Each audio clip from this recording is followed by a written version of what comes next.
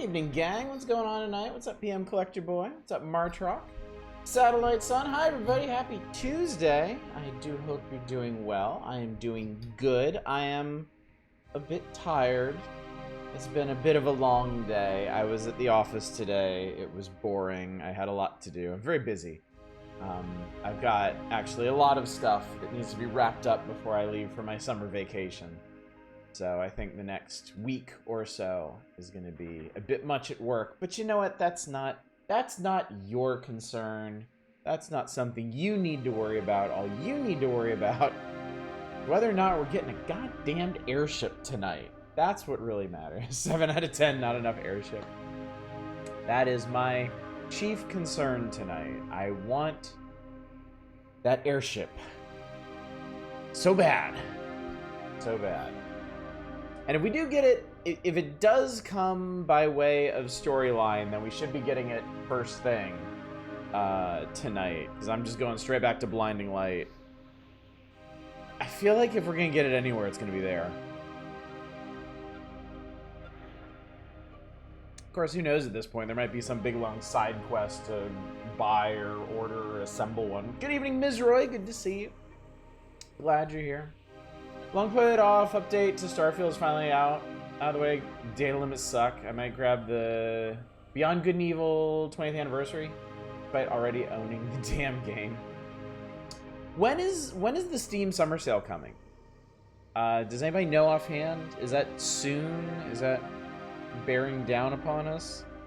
Something in the back of my head said it was next week, but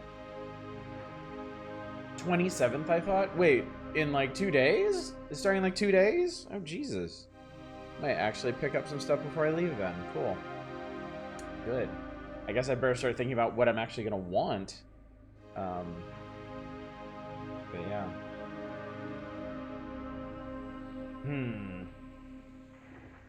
That's a good question, in fact. I know there's things I want to grab, especially to prepare for the next couple months of streaming, but... Did you ever play Epic Mickey? No, I did not. I did not. SteamDB is confirming that date. Oh, damn. Okay, cool. Well, batten down the hatches, I suppose. Buttress your feelings, chat, as I shall buttress mine. No, Epic Mickey, I was one of those people who heard about Epic Mickey and was like, wow, that sounds badass. I would love to play that. And then when it came out and got middling reviews, I was like, nah, okay, whatever. I don't think I had whatever system it came out on either. That was so long ago at this point. Hard to remember. Yeah, a lot of stuff that I didn't play in the moment has kind of been consigned to history for me. Hard to keep track, like, it's hard enough trying to keep track of all the brand new games that come out. I don't need to tell you all that. But in my position, playing retro games and stuff, it's even harder to keep track of all the older things that are worth playing. Can I just grab the Castle of Illusion remake? The Disney games... I mean, my Disney games were DuckTales and Chip and Dale Rescue Rangers. Like, there were a lot of solid Disney games, but like we played a bunch of them through the Power Hours at this point, and like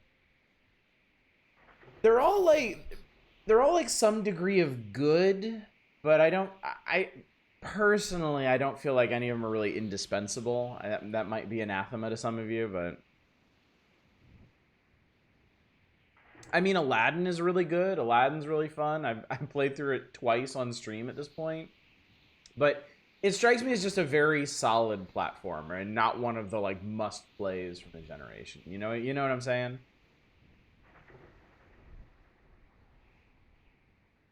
It's funny how when I was a kid, I always wanted to play Mystical Quest starring Mickey Mouse because of that big January bonus cover feature. Made it look really, really cool. And then I finally played on the Power Hours, and it's fine. It's just another one of those perfectly fine games, I guess. The whole costume switching thing is neat, but yeah. I don't know. It's not such a bad thing for games to just be solid, to be reliably fun. But at the same time, there are then games that go beyond that. The absolutely indispensable games of the ages. So kinda gotta get to those primarily. Mickey Mania was the shiznit. Nintendo hard to a fault. I remember being Mickey Mousecapade, a Disney game that had no right to be as hard as it was. Mickey Mousecapade was insane. Like, I got to revisit that a couple years ago now on the Power Hours. I rented that when I was a kid, and it beat my innocent little ass, and I was very sad. Same with, oh god, what's it called? Magic Kingdom Adventure or whatever? Where you're some cowboy hat-wearing boy who goes to Disneyland, to the Magic Kingdom, and it's all fucked up, and you gotta go through all the different, like, rides and stuff, and they're all insanely hard. Yeah, that. Disney, it's so funny. Adventures in the Magic Kingdom. There you go. Thank you, Ms. Roy. Isn't it weird? Like, Disney games in the NES era were like ball busters. They were evil, right? And then something, well, many of them. It's hard, like, Chippendale's Rescue Rangers was not bad. Chippendale's Rescue Rangers was not bad. Little Mermaid wasn't bad. Tailspin I don't think was bad. DuckTales is kind of hard to evaluate. I had DuckTales. I played a lot of DuckTales as a kid. I think the hardest part about DuckTales is just the weird control scheme. Like the weird claw grip you have to do to get the pogo. Darkwing Duck is perfectly fine. Maybe it was early NES. Still in the design for the arcade mindset. Yeah, it might have been more early arcade. And maybe DuckTales was like the first step towards them getting more reasonable with it. Yeah, Adventures in the Magic Kingdom and Mickey Mousecapade were just brutal. They were vicious games. I'm probably letting some slip through the cracks on like Game Boy and stuff.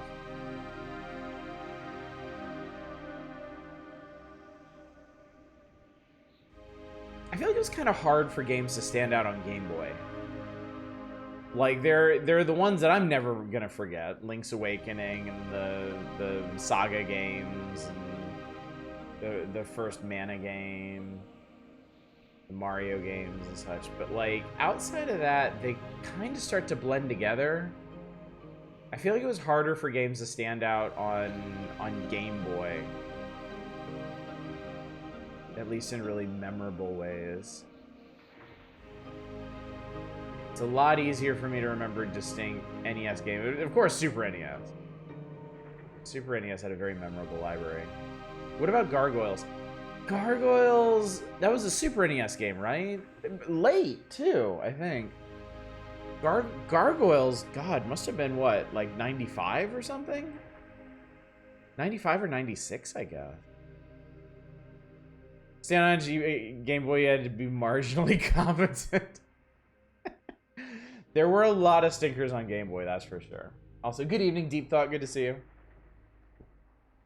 My graphing calculator in high school is probably more powerful than the OG Game Boy.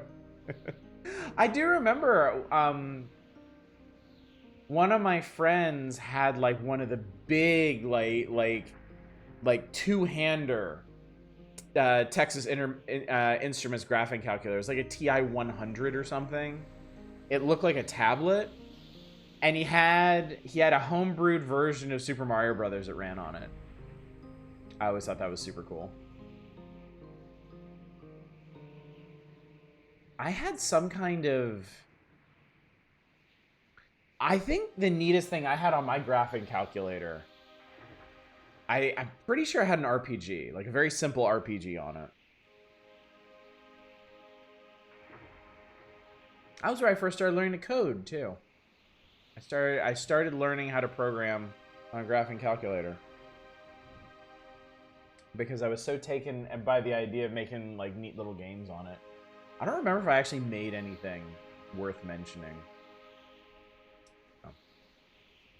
I've never actually coded anything worth mentioning between my coding classes in college and my own flailing about when I was living in Japan. The most interesting thing I ever made was my own version of Tetris. And that just felt like an accomplishment to even copy something existing.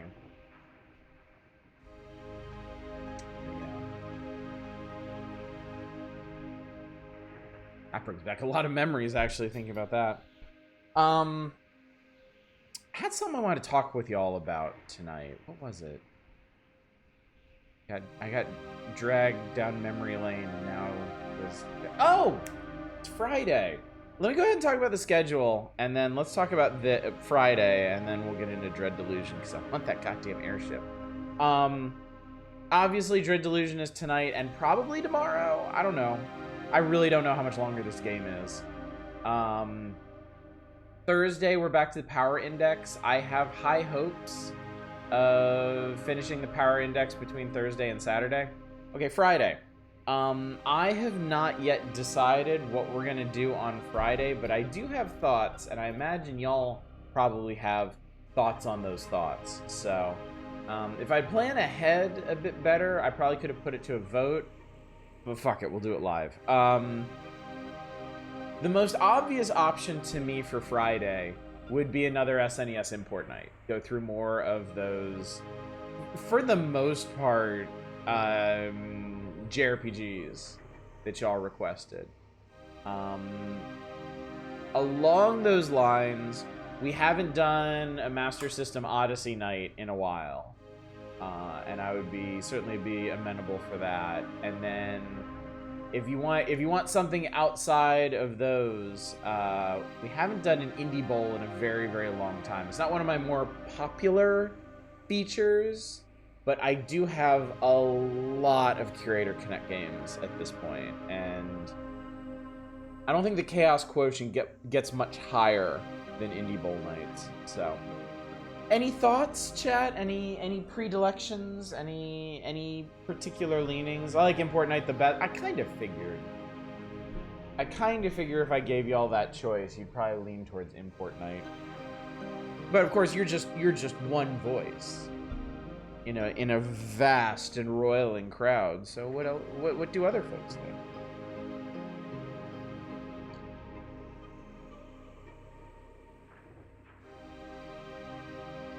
Actually, chat, I'm gonna be crazy. I'm gonna go ahead and get into it. This is certain. Oh, I'm at 19 delusions. I want one more. I want one more real bad. There's an achievement for getting one more. They're DMing me. They all want Import Night too. Oh, well. Thank you for informing me. That's good to know.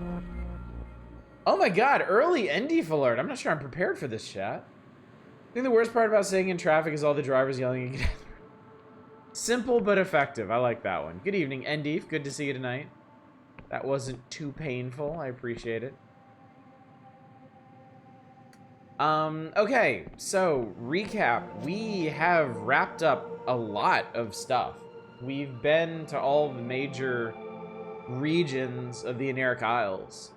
We have found all of Vela's old compatriots. Everyone has gathered at Blinding Light. All that's left for us to do is join them at Blinding Light and find out what our next move is. And we're gonna do that. Because I suspect, my hope is that at Blinding Light, for this final leg of the journey, we're gonna get an airship. I am hoping that it is just going to be imparted to us.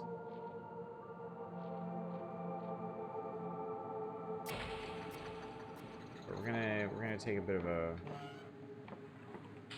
not roundabout way, but warp from our new estate to Hallowtown, and then warp from Hallowtown to Blinding Light. Yeah. Vela's gunship, as they call it.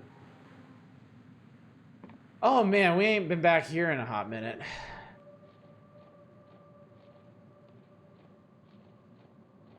I kind of wonder now how many how many secrets and doorways I've missed because I didn't have the stats to get into them and just forgot to ever go back.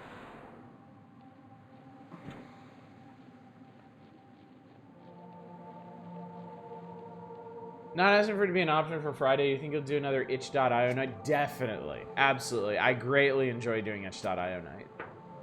Requires slightly more planning than these other nights. That's one of the things about this Friday. I'm kind of looking for something that doesn't require a lot of planning. Something that I basically already have the list for. Like, I'm not considering, for example, like a weird old wheel. Because I would need to cobble together some kind of themed list for that.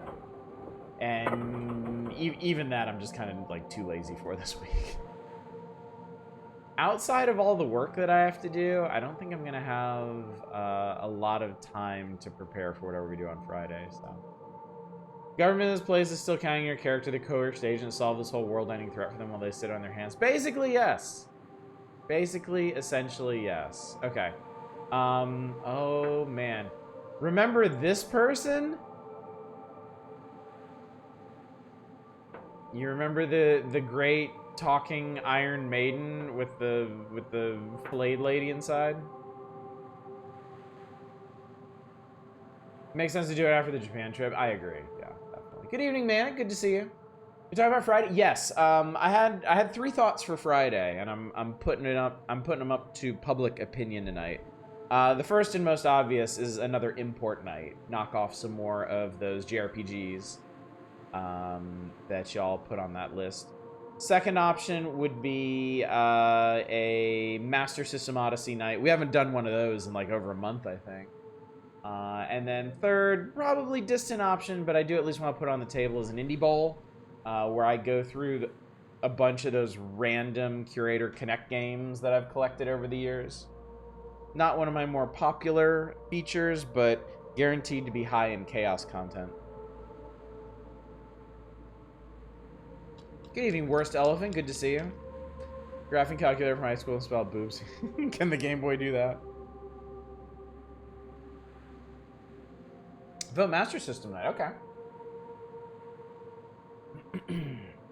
Duly noted. Duly noted. I've really only had 2 people weigh in, you and Satellite. So, you rang. Good evening, Chaos. Good to see you. All right, I'm gonna catch y'all up to speed on this lady because it turns out this lady is actually really important. This lady was Vela's childhood friend. She was raised with her. They were bestest buddies. When Vela left the Navy, her friend went with her. And in the mutiny, her friend turned against her, and Vela struck her down. And in her moment of weakness, the Inquisition scooped her up and shoved her in this awful machine and forced her to hunt her former best friend. Isn't that lovely? The ghost that we were following around for the entire game is this lady's ghost. Because in the metaphysics of this world, ghosts are not made from dead people. They are made from strong emotion. Ghosts of living people can exist in this world. And I don't know how much of a life I would consider this woman to be living in there, but she does have a ghost out there. So, yeah, the one I met by the airship wreck, exactly. So, that was a very interesting twist. Yes, they're basically psychic echoes, yeah. We've met a couple interesting ghosts at this point. We've met this ghost, who is surprisingly lucid. We've met the ghost of the Silver Queen in the Endless Lands. Which was really interesting, because the ghost of the Queen is basically just downstairs from the actual Queen, who is still kicking. Anyway, let's talk. My, haven't you been busy? All the former Dark Stars have returned. She cackles and coughs, just like old times. Together we've conceived a plan. According to Orlaith, Vela's fled to the Underlands, and what's more, she knows where. You will take these Darkstar criminals as your companions. You will pursue Vela. You will not fail. What's down there exactly? Ooh, cutscene. Nice. Great. Awesome. Seems to have a hemorrhoid or something. So inside the Iron Maiden, she's basically a flayed corpse. And I think because of whatever magical enchantment that keeps her in some semblance of life, she is just constantly bleeding. It's super fucked up. Centuries ago, the Emberians built an empire of metal and magic in defiance of the gods. It stretched across the world's surface and humanity prospered. He spits the word. But 400 years ago, the World Rend blasted that empire to dust. Only the Sky Realms survived. All that's left down there are cursed ruins haunted by ghosts and patrolled by mechanical horrors. The very air is poisoned with a thick miasma. Traversing that place will be difficult, but I have the utmost faith that you will die nobly for our cause. You may even succeed. I'm not going down there. That's a death sentence. She jabs a mechanical limb in your direction. So what if it is? Must I remind you that you are still my prisoner? You've explored these islands as penance for your crimes. If I send you to your certain demise, you will do so gladly. Alright, fine. How do we do it? Caxton Frost has finished repairing the blinding light. We can launch a small cutter airship on an expedition to the Underlands. But first, I'll let you do the honors of activating the blinding light. Go to the main control panel and set the alert for battle station. So I assume that small cutter airship is going to be our airship. I hope it is, anyway. I hope against hope against hope. That's what that switch is for. Okay, cool. Alright, well, I might as well checkpoint here. By the way, there are also all of the upgrades to the blinding light that we can do. The training room, for whatever fucking reason, requires Emberian ore, which is insane to me. Also, I am poor. I'm gonna buy anything. I need to sell stuff. Alright, chat, let's do this. Confessor, what can I do for you? How are you settling in? Blinding light. Remember we captured this place from the Union caretakers back when we thought we could get away with anything. That's fine. Push button.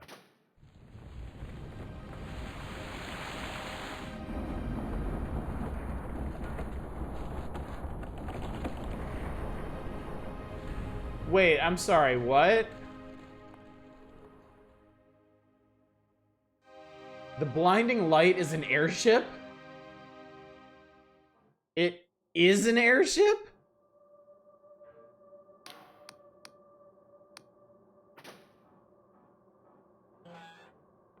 Well, holy shit. That's really cool. Can I pilot it? Oh, not from here, apparently.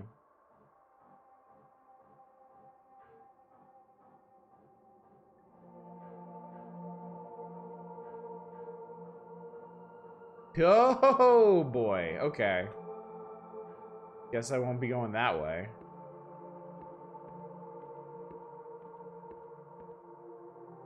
Oh, this is wild. I haven't actually been out here lately. That looks new. Oh, that's the Duchess, actually. Let me talk to our boss real quick, and then I'll go check in with everybody else. Do you feel that? The blinding light takes the skies once again. You never said this was an airship. Have you not seen the grand painting or its many reproductions? The blinding light impales a horror? Or heard the numerous songs and stories, embellished as they may be? I cannot be blamed for your ignorance. Can't we just fly this whole ship after Vela? This flying fortress is too large to make the descent. Storms that permanently rage above the Underlands would tear it to shreds, but we can launch a small cutter vessel with a reinforced hull that may survive the journey. The Tribunal can monitor your progress in the safety of the skies. So what next? You and the former Darkstars will assemble into a counter worship strike force and pursue Vela. Your mission is as follows. You'll make your way to the hangar of the Blinding Light, where there is a small cutter airship ready to descend to the Underlands. Jack Basalt will pilot the craft, while the Duchess of Magic will shield it from the unrelenting chaos of the Understorms. Caxton Frost will disarm whatever ancient security systems you find on the surface. Once you land, Orlaith will guide the way to the Cradle. Exactly what the Cradle is, we don't know.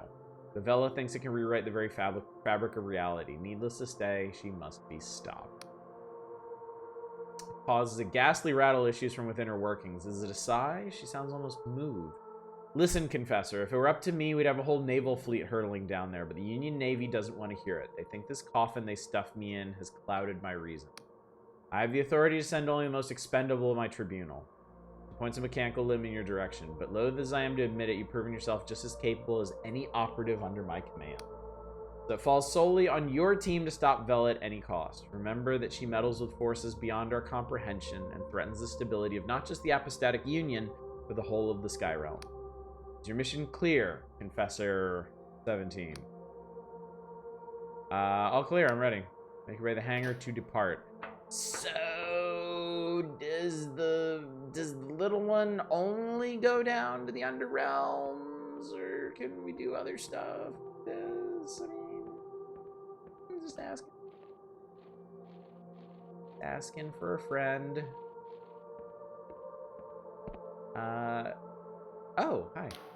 Ellen's hand gently moves as you approach. She thinks she looks content, though admittedly you know very little of sentient hands. It's good to be out in the Sky Realms once again. One can get frightfully bored, spending eternity in dusty old tombs. How are you settling in? Just about finished transposing my collection of essential grimoires. Not a bad spot for them, eh? I must admit it's exciting to see all these mortals scurrying around. There's an urgency to mortal life that's been lost to my kind. I realize now that since giving up this life, I've missed it. I'm going to ask you something. How's your daughter? Doing just fine, thank you. The air is clear here. She enjoys the breeze on her skin.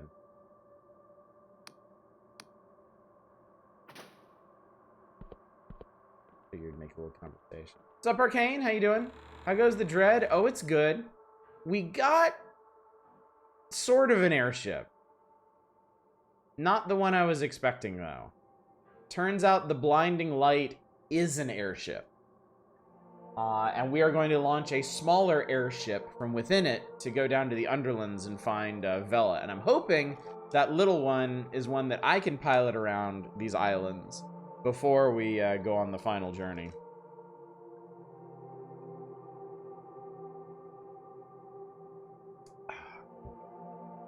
So it's good. I did technically get an airship out of this. Seems I called the air dinghy. This is barred from the other side. There is something super fucked up in there. There is something not at all right in there.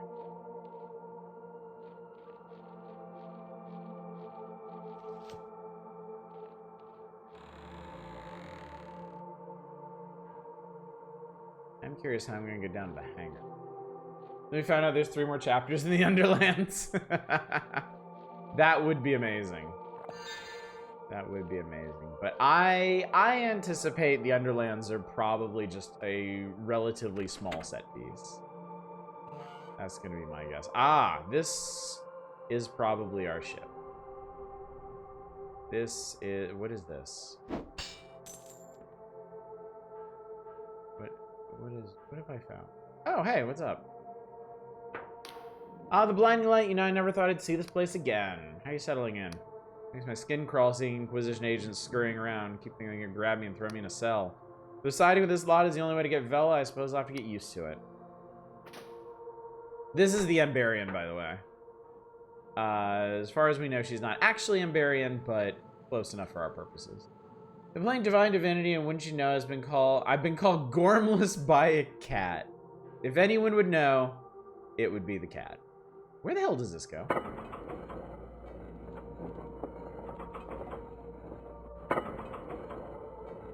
Down. Down a great distance, it turns out. Back into the fortress itself. Alright, so there's blinding light up there. Well, that's fairly wild. I've been all through here, right? Oh, there's money back there. I like money. And this was never unlocked. Okay, and that was the room. Okay, cool. Well, let's get back to it, I suppose.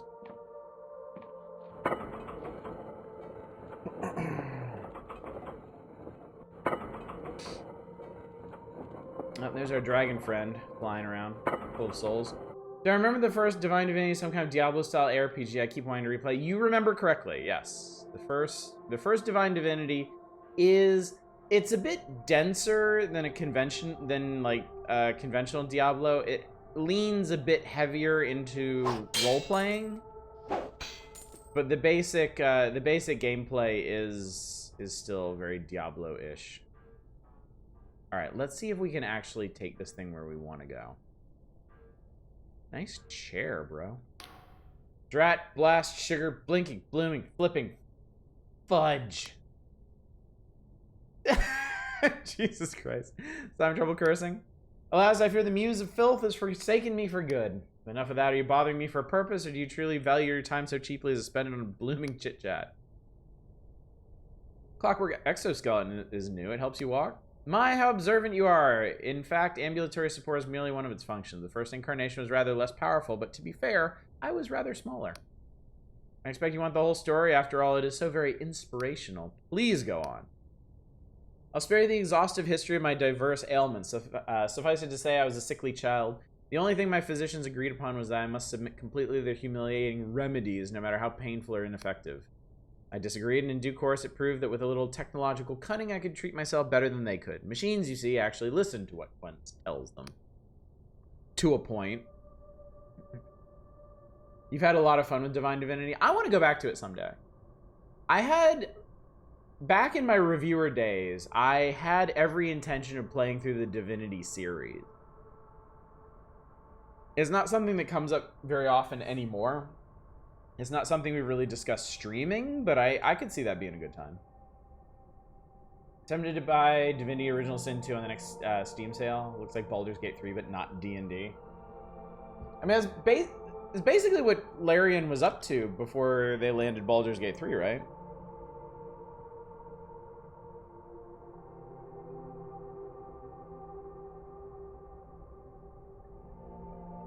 I want to do that too. It's certainly a time commitment.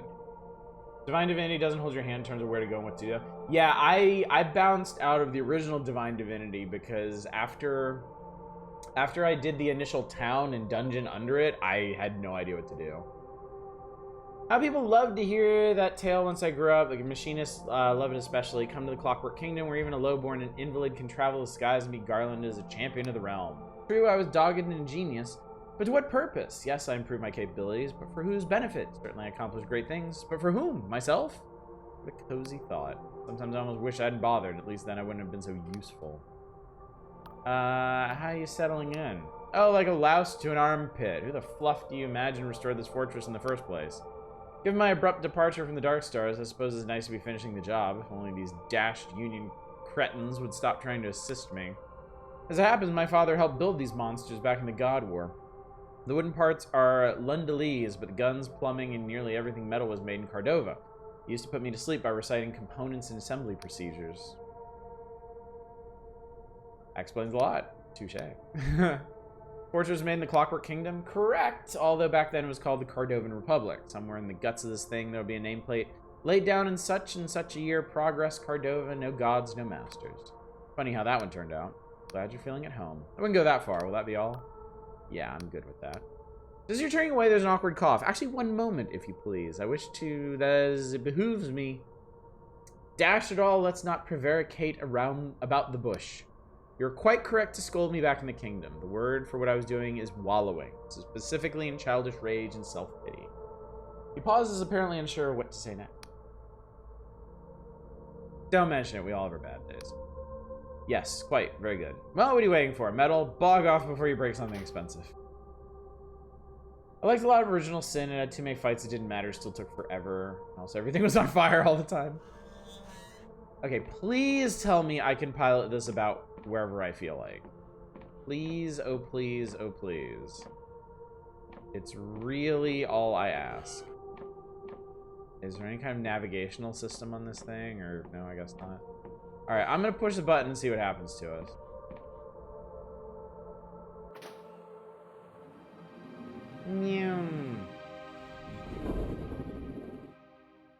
I get the feeling we're just going.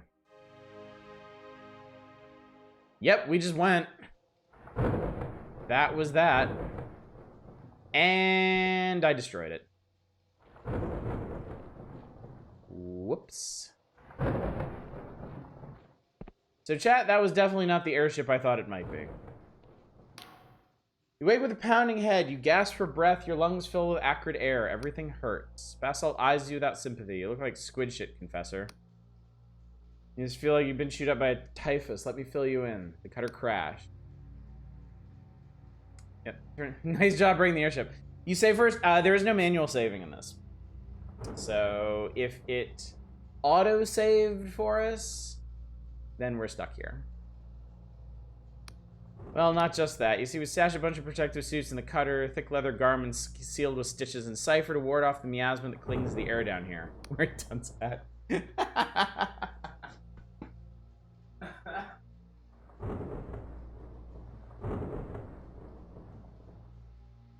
Sadly, the gnome hat is as close as I get, but... Bell got burned up in the crash. The only thing we could save was this one. So dizziness, the head pain, the stinging in your lungs. I'm afraid that's the miasma, the curse. I'm sorry. I'll be fine. You might be able to salvage some sort of protection down here if you're lucky. There's been plenty of foolhardy expeditions, the Underlands, the archaeologists. Let's say they don't often come back. The others will be fine. Frost and the Emberian have respirators built into their suits, and the Duchess, well, she's not been breathing for centuries anyway. Okay, yeah, it just saved. Alright, well, that is unfortunate, but... ah, well. I guess, yeah. Ah, well.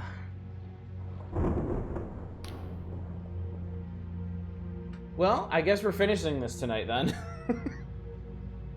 Contracted to orpathy, but you're also a playable character, so you're good for a while. We're actually here, the ominous Underlands below the clouds. Even 4 centuries ago, back when I could breathe fresh air, this place had a mystical quality. From Verdant, we could see the twinkling lights of Emberian cities, distant and beautiful far below us.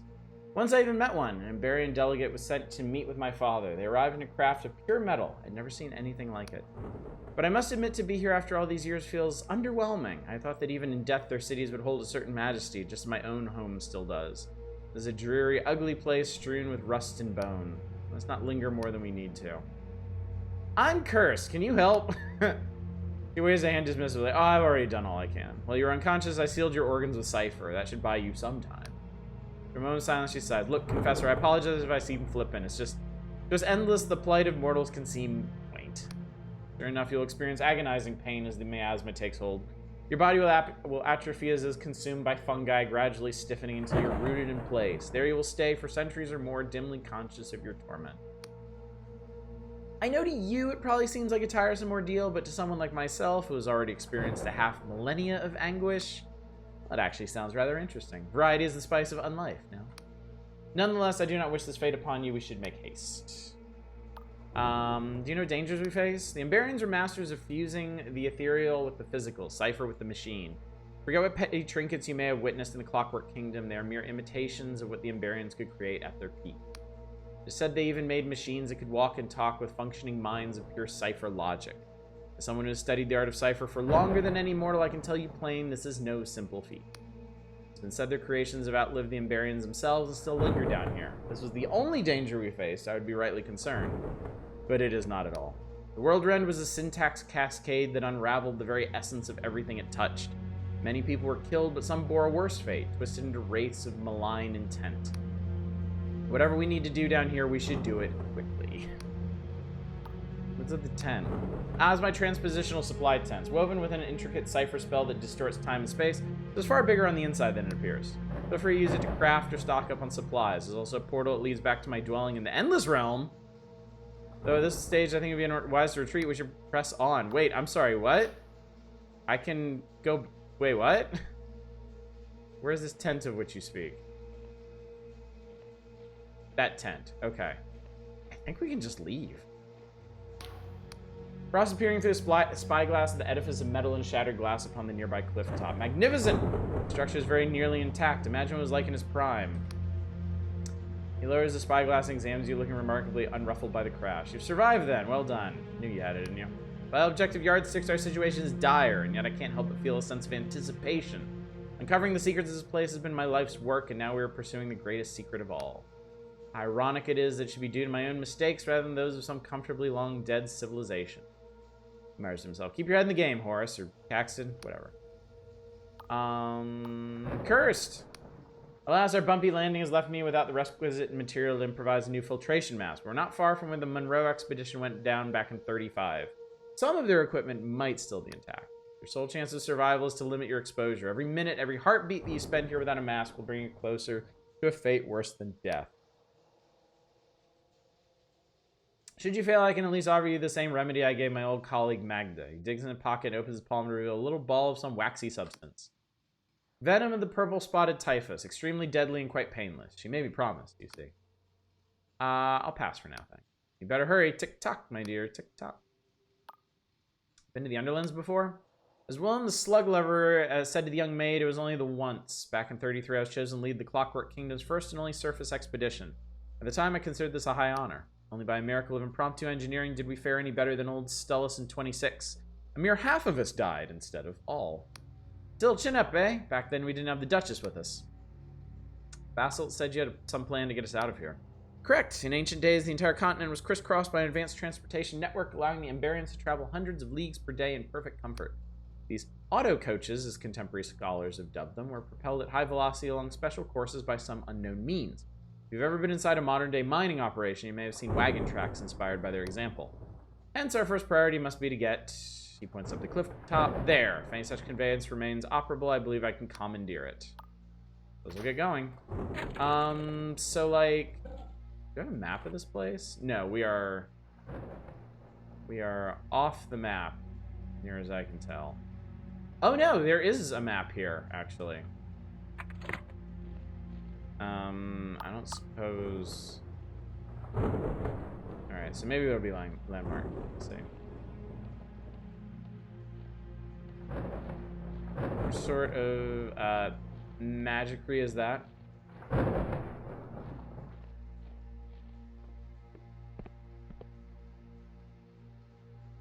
Okay, so... Okay. Get it. I got it. Doesn't look like we have a checkpoint around here. There's coins! We're still finding money down here, funny enough. So this is the surface of the world. Pretty crazy looking.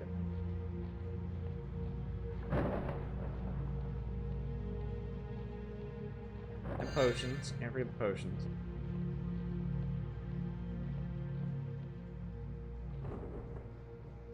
This area may be sizable.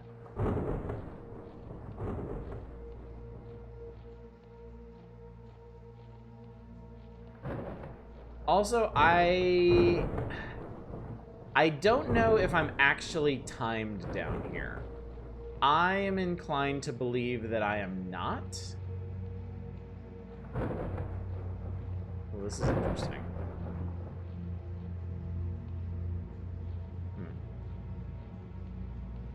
I'm inclined to believe that the whole miasma thing is mainly plot-based and not actually time-based, but I guess we're gonna find out, aren't we? You know, all my life I've had these recurring dreams. A metropolis of light, towers of shimmering steel and cipher, vast ships sliding through the air like they weigh nothing at all. I think part of me has always been searching for this place, just to see it with my own eyes. And now I'm finally here. Is Wasteland really all that's left? I thought the Emberians, for all their hubris and arrogance, had built something that would endure, but maybe their achievement was just a dream after all. Nothing but fabric draped over a weak scaffold. You know where Vela is? Far in the distance, past the fog and lightning, there's a giant metal orb. That's the Cradle, the most advanced piece of tech or magic or both to have existed. That's where Vela is, no doubt about it. She's been planning this for years, and if we're going to stop her from activating it, we better move fast. Vela is well ahead of us already. I've been cursed by the miasma.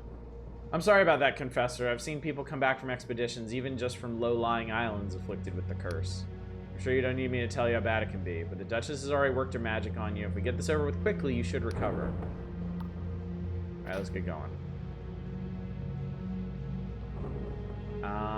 Okay, I see stuff in the distance. They had all that productive gear for the surface. Why didn't you put it on before coming down? We're not running the tightest ship here, it would seem. What sort of curse do you have? So the miasma down here kills you. I think it's kind of like spores. It fills you with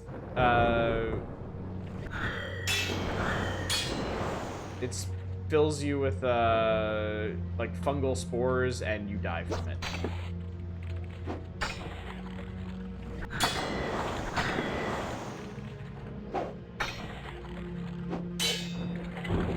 So these guys are pretty cool looking. Oh wait, hang on, I have a status up in the corner. I don't know where I can see. Oh. Curse. You've become cursed, lowering all your main attributes by 1. Okay. Apparently might can't go to 0. So my stats are suffering. Siren Head. This, I'm guessing, is... Yeah, it's a bard from the other side. So there is a mechanical... There is a game mechanic aspect to the curse. I did see a door over here. This on here. Door sealed by an unseen device. Well, I see the device here. I wouldn't call it so unseen if you ask me.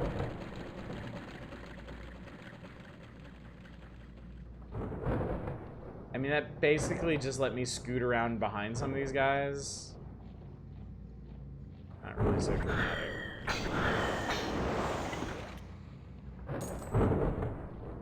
So the enemies don't seem to be much worse here.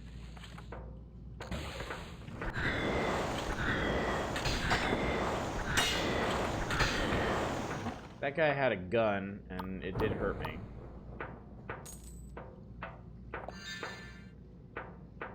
It was 76 potions. I think I'll just stay tapped off. Tasking able to go below 0, being rewarded for a min-maxing. That's true. That's true. As long as that holds, I'm not going to lose any might, because I have no might to lose.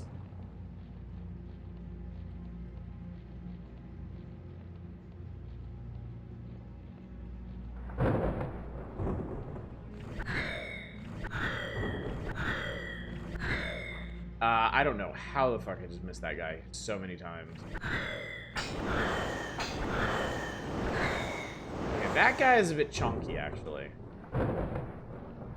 That guy's got some heft to him. Hopefully nobody else is up here.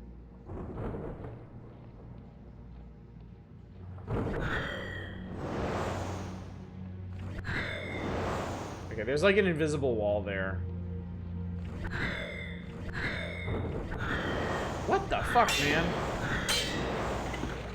Okay, that was a real struggle.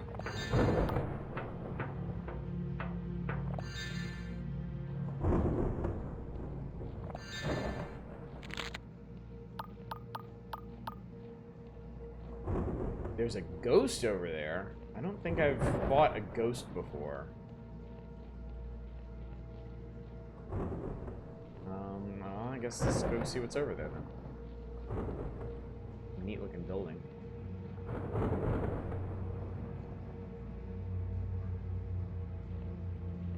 It is a particularly horrifying looking ghost. Okay, everything dies to magic. It's fine.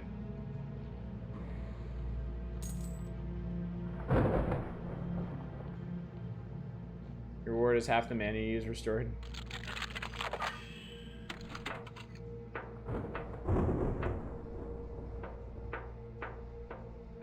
Holy shit, look at this box. Tatty attire. Clothes make the man, and these manufactured long ago in Emberia make the man resplendent, enabling the wearer to entice more powerful foes.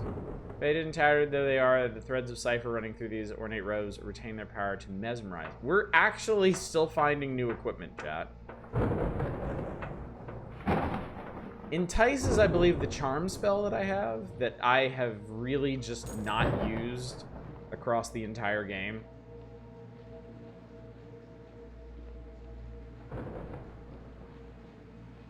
That was definitely worth finding.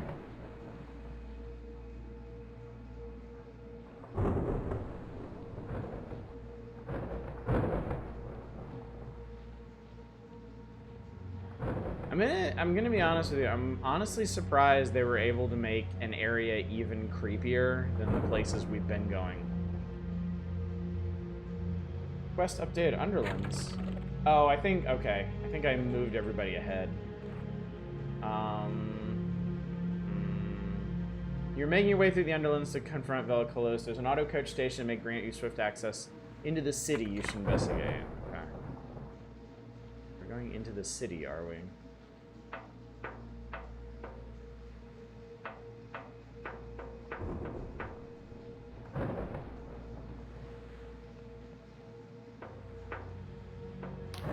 Ross is fiddling with a handheld device that resembles the offspring of a dulcimer and a carriage clock. Silence, if you please. This procedure requires concentration.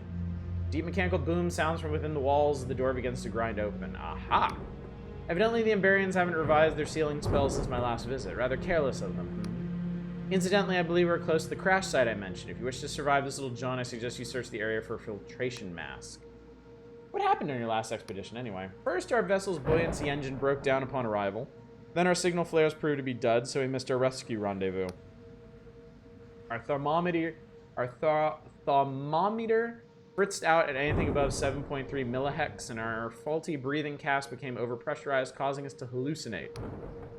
This is my first inkling that Clockwork Kingdom's vaunted manufacturing prowess might be in decline.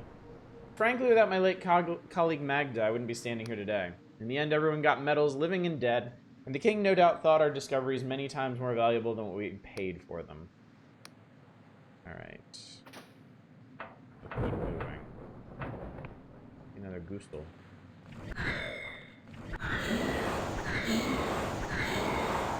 The ghosts are a bit sturdy. What is my... Oh yeah, I can take that ring. Spellcraft. Alright. We're still only down by 1 in our stats. That's not so bad.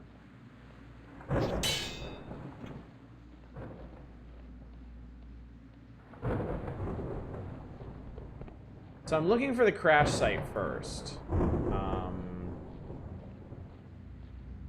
This is...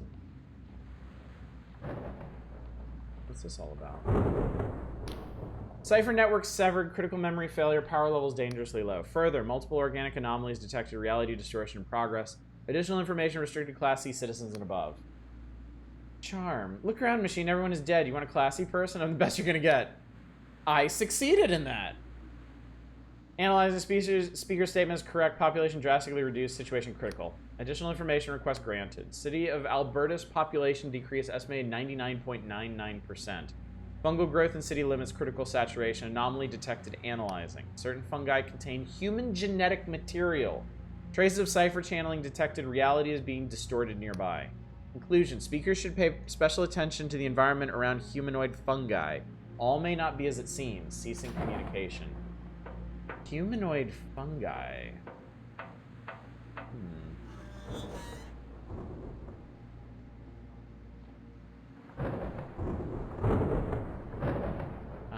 Let me take a peek-see over here. Where all this goes. Humanoid fungi. Oh, that's actually an area we can get to, shockingly enough. That's not... Oh my god, that's a giant ship. Chat. Come on, Thunder. Come on, Lightning. Dude, that is a giant ship over there. That is crazy. Alright. I'm having a little trouble. I can't tell which way is the right way to go, so that I can go the other way first. I'm gonna roll up in here and see if there's anything cool in here.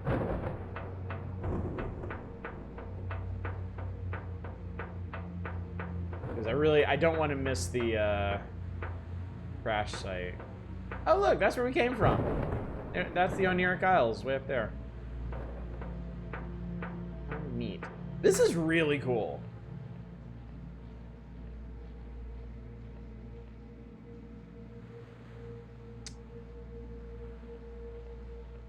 I get... It's so hard to tell. I get the impression this is maybe the way we're supposed to be going, but...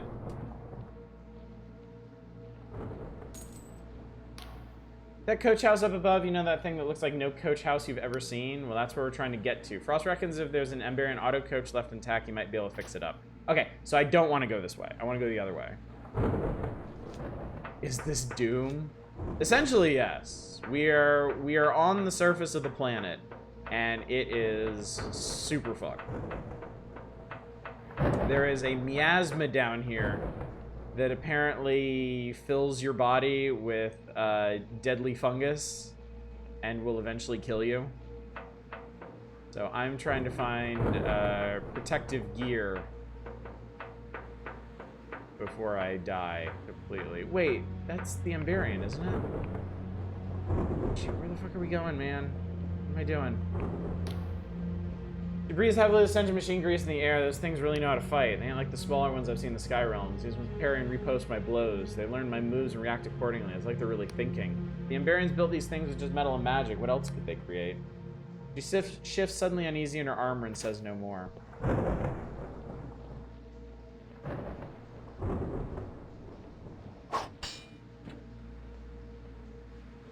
Oh. There's a fungus head person. I don't know why I keep collecting these. I guess I just have a collection of people's brain stems. Good luck, maybe? I don't know. Okay, there's an area down below here. Okay, I can get to there from here.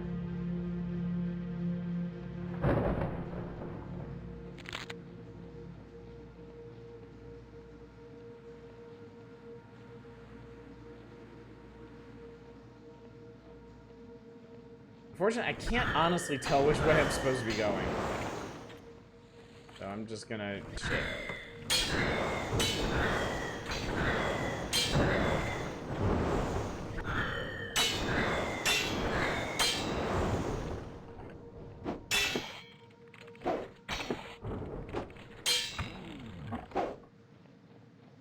Magic is definitely paying dividends. Oh crap, I got iron ore.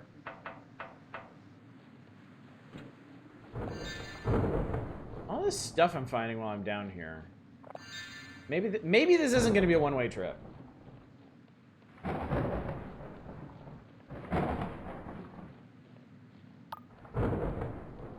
Maybe if I wish upon a star, it doesn't have to be a one-way trip.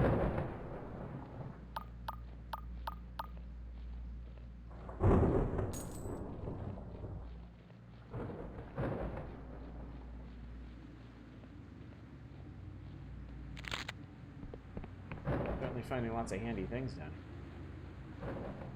here. Josh, would you ever use up your stockpile of potions and goodies up by the late game? I am using the potions now. I'm not taking any chances.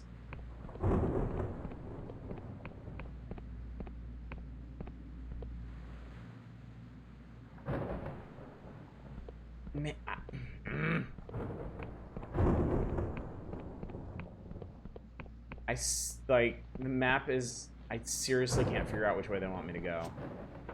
Because that looks like actual progression that way. But maybe I should go do the stuff over here first. Maybe the wreck is over here. I don't know. Trust the system. Trust the system. They first indicated that I should go this way. I will go this way.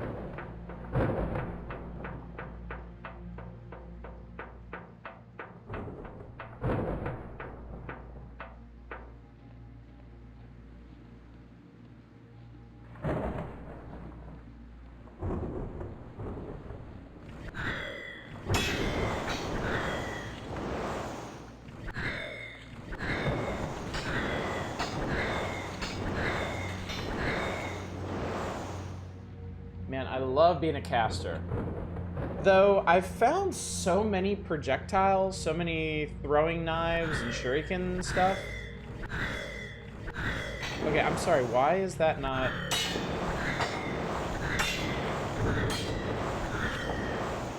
You guys are kind of scary looking.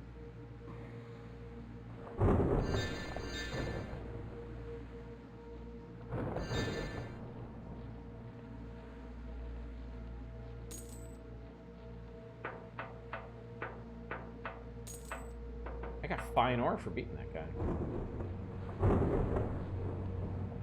This is something. There's still lore devices to be triggered. Could be a ninja for a day. Actually, real quick, how many of them do I have? I have 16 poison shuriken. I have 16 poison throwing knives. I have 120 shuriken and 538 throwing knives. You know, if those scale off of might, then that would be a perfectly acceptable substitute for magic. All things considered.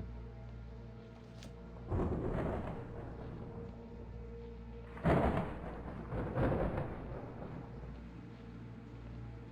here, anything back here?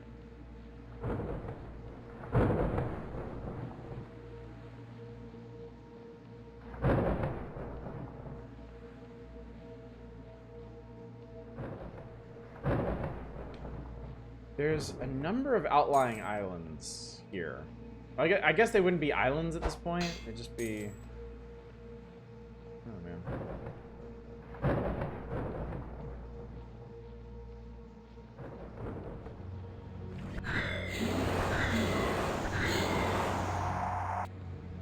This is a weird place, and there is a lot going on.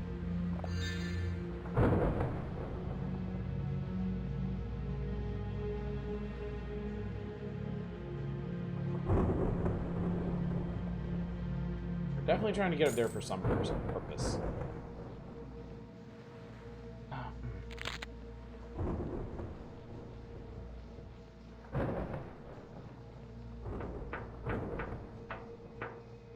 Okay, it looks like I can get up there from here.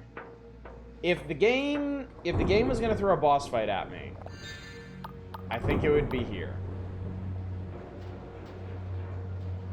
This place looks like it could be a boss arena.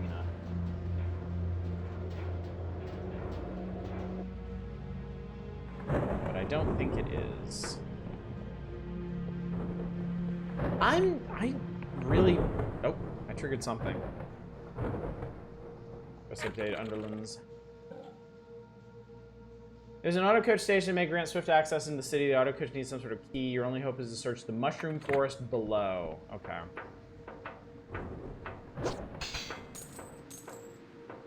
So I guess this is... Okay, this is the order you're supposed to do things in. But we do need to go back down and search that area anyway. Okay. Well, that actually comes as a huge relief. Is this really a big final boss kind of game? No, I do not think it is. I feel pretty confident that the end of this is going to be a long talk with Vela.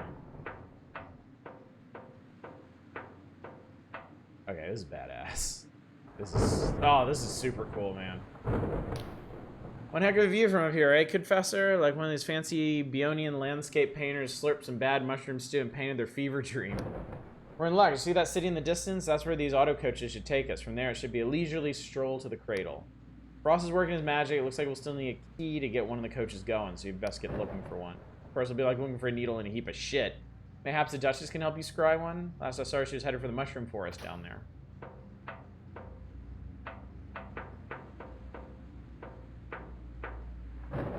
So that's the auto coach, I suppose. And then this is the... Okay, this is the elevator that we're going to take down. Let me talk to... I think Frost is up here.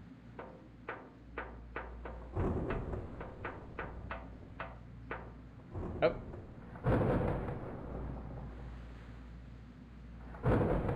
Ah, there. That's the cutscene for don't do this yet. There you are, buddy.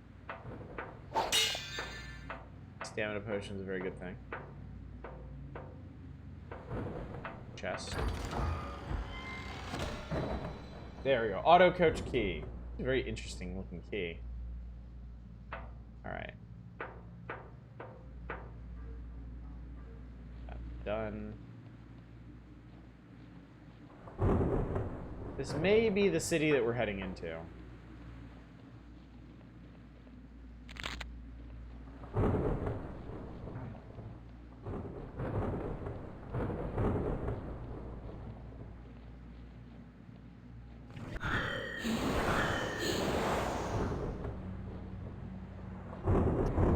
And then this door should lead back around to the beginning. Do y'all consider, like, unlocking shortcuts and linking back around to things? Do you consider that Souls-like design? Or independent of that?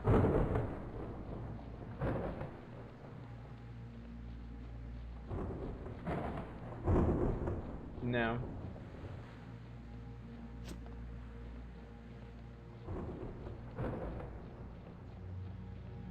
I think it's kind of Soulsy. To me, the most notable examples of that, it's always in Souls-likes.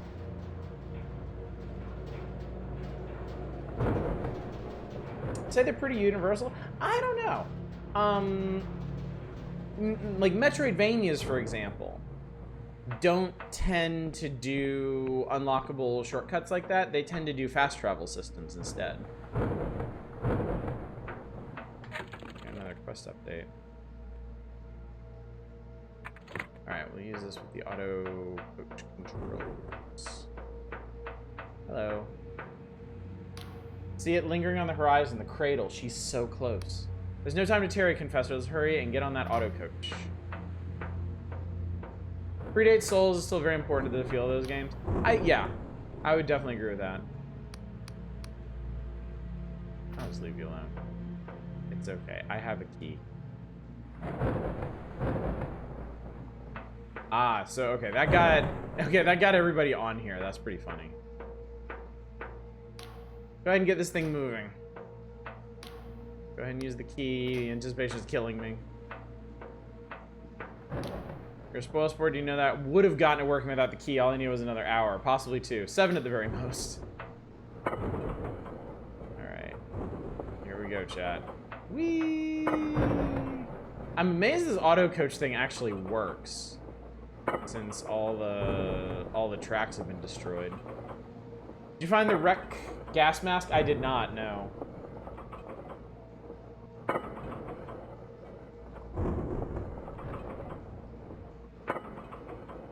I didn't see anything that looked like wreckage, so it may not be around there.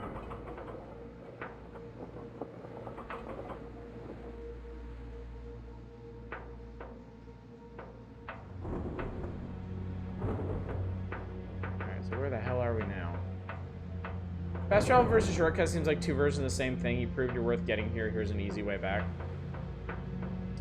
It's a difference in design, though. Straight up because shortcuts, to me, require more design consideration. Like, fast travel, you just have to slap down a fast travel node. But, like, the kind of shortcuts you get in Souls-likes, where the maps, like, twist back around on themselves and connect... I feel like take a lot more design. Yeah, more elegant, exactly. Correct another instance of my transpositional supply tent. Do some clever cipher trickery. It can exist in 2 places at once. Use it to revisit the cutter crash site if you so desire. That said, I feel we should not linger any longer than we need to. Let's make our way through this dreadful city as quickly as we can.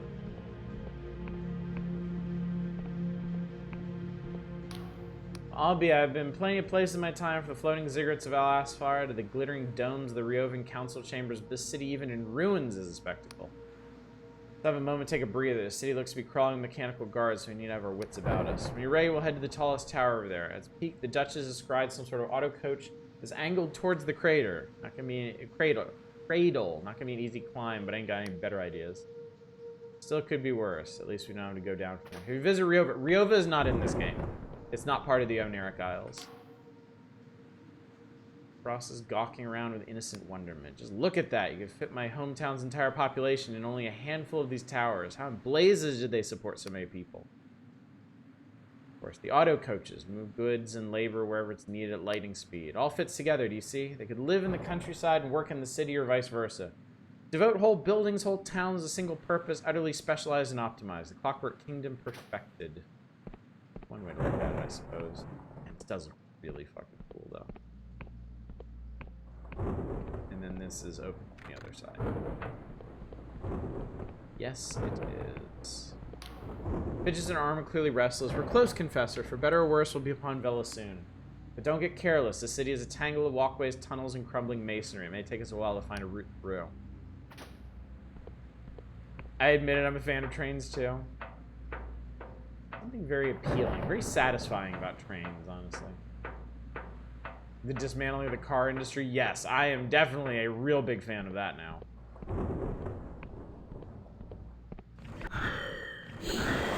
God, I would love it if I didn't have to fucking drive anywhere anymore.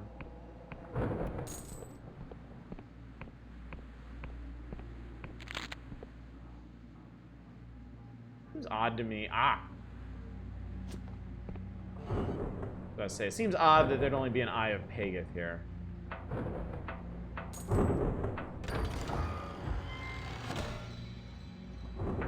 Eosic Bomb. I haven't used any of those bombs either. It's actually a lot of stuff in this game that I haven't used at all. Shockingly. I'm sure you're all very surprised and dismayed at that. Yeah, the spectacle of this place is very impressive.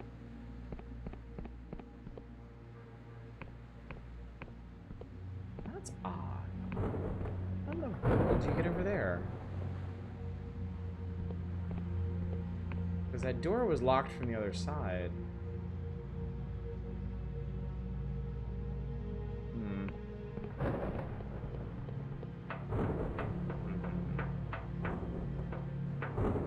Is like a wait? No, I'm good. I am fine, thank you.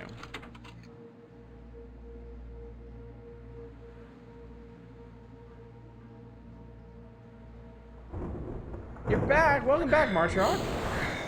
Glad you're here. You visit somewhere with decent infrastructure like, say, Japan to Revelation. Yeah. God, I adore how good public transportation Japan is. I absolutely love it. You're back. Emberian ore back here. That's cool. Got a brain stem. Where are we? It seems ominous. We're on the surface of the planet. We're in the end game area. We are trying to get to where Vela is.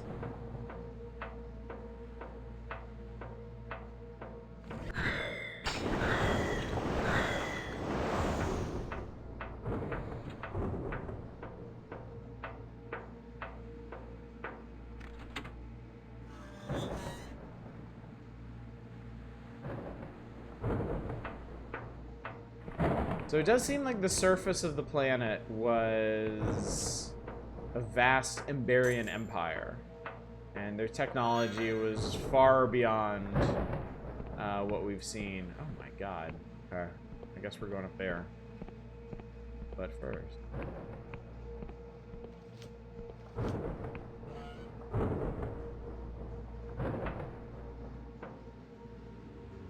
Odd. Feels like there should be something in there.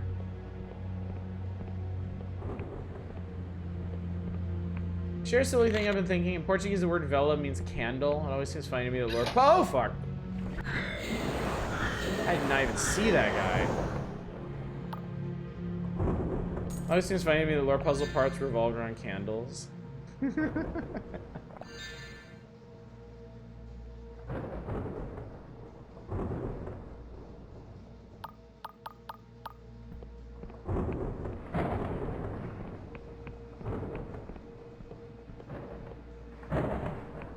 So we're going in here.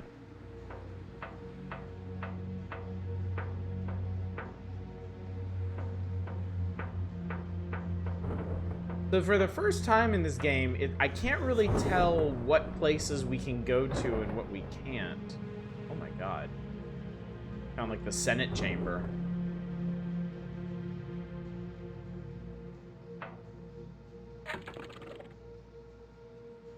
Found a large amphitheater structure with an auto coach's peak, but there is no way up from this level. You may have to venture downwards in order to find a way up. Seems as though there's a theater of some kind. How intriguing! In the endless realm, we're beset with playwrights and poets who make up for the lack of talent and abundance of time. Strangely comforting to find a cultural parallel here. I wonder, despite their grand achievements and innumerable luxuries, do Emberian poems still lament the basis of human follies? Do their tragedies still brim with pathos and regret? Pathos. I think this room once held hundreds of my ancestors united in merriment. I suppose the closest I've ever been to some sort of home. And yet among these rusting empty seats, I've never felt more alone. When you get to the top of this tower, it seems like there's no staircase, and the elevator out there only goes down. They're going to be taking a trip to those slums after all. Just my blasted luck. Frost whistles and listens for the echo.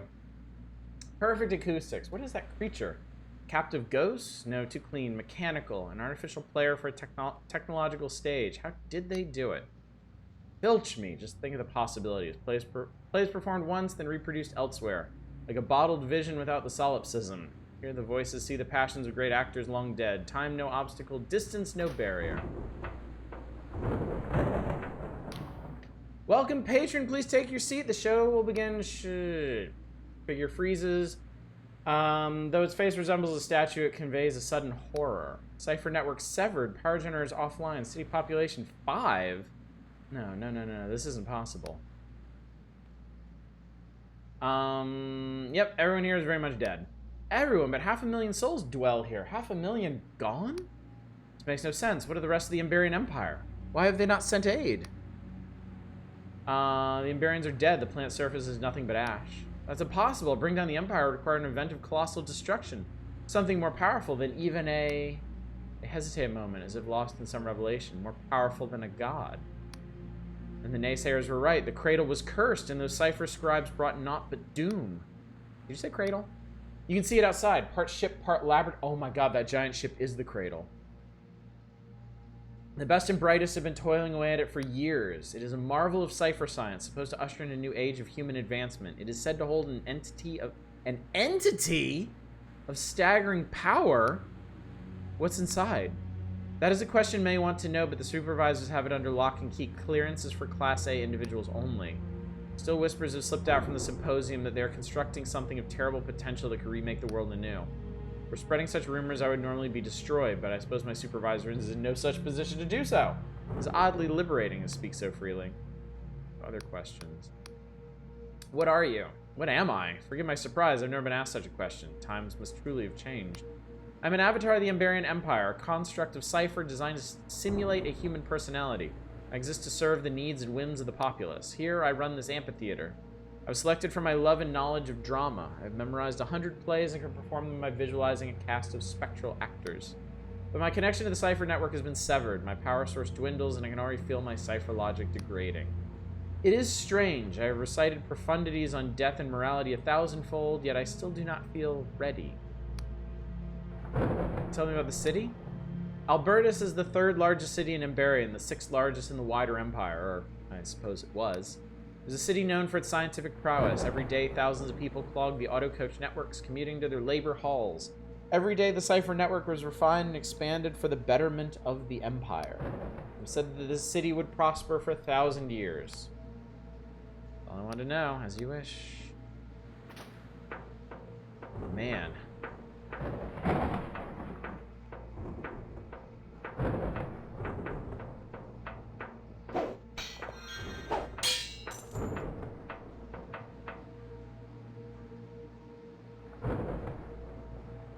I like that he has a jaunty top hat. That makes me happy.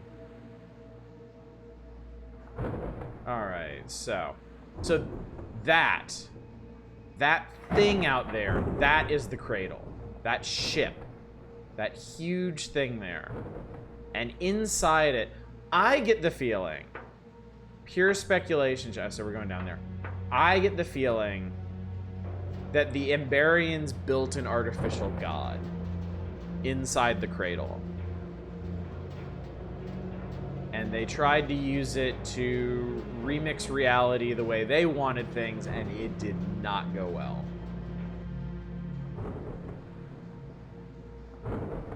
Update Underlands.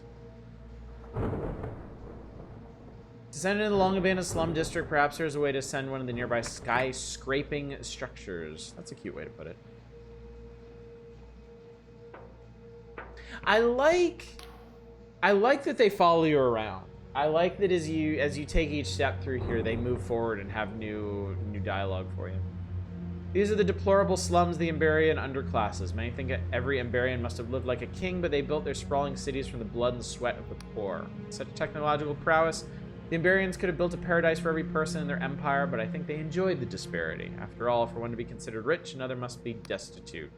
Well, I could never quite believe in Vela's ambition. Call me a cynic, but paradise is only for the periodicals, and truth will always be scrabbling in the mud. Like the Clockwork King. Apostolic Union looking more and more like the right course of action. I mean, once you see every... Oh, fuck. Once you see everything that gods have wrought in this world, like... You don't fuck with her.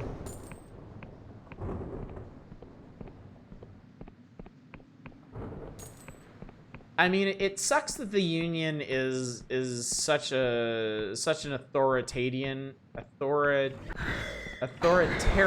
regime. Oh, fuck. Alright, there's a guy shooting at me too. That sucks.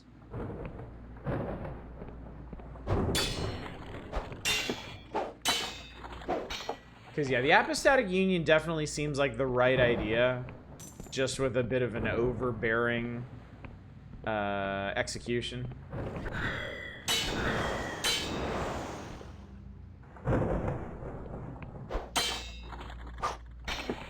I mean, I say a bit. I don't think they're a fucking democracy or anything.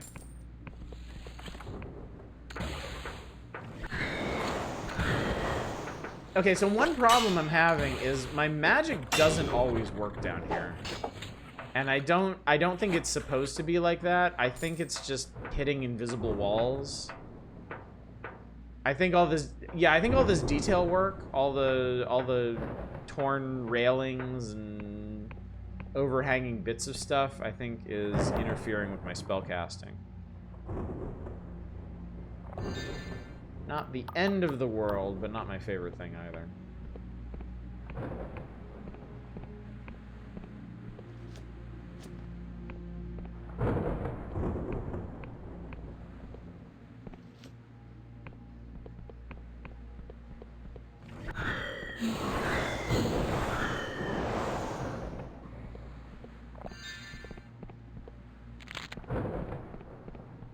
There's a shortcut here. It was barred from the other side. As per the usual.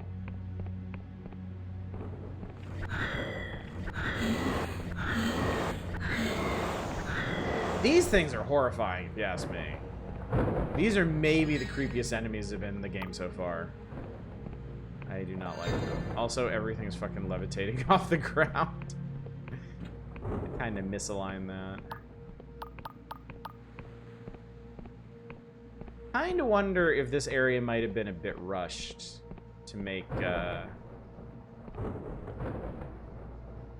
release from early access. The child that would stare down from verdant past the clouds below to the shimmering ocean of light that was the Emberian Empire. I believe that every man, woman, and child must have gone to bed with a full belly. It's strange to see that, in fact, they had their serfs and peasants just the same. I mean, has the human race ever known a truly egalitarian empire? Have we ever been there? Have we ever made it? I think not.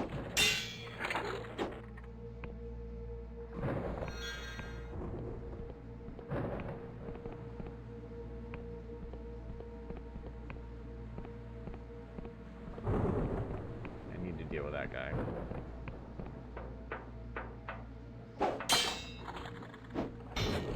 Maybe I should have stealthed up on this guy. My stealth must be great. Because I maxed out that stat, I just never use it. Okay, where does this go? Ah.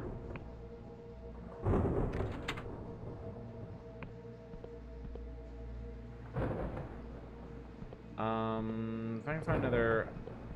Is that a lore device? Yes, there we go. There we go. So that was lore or lockpicking.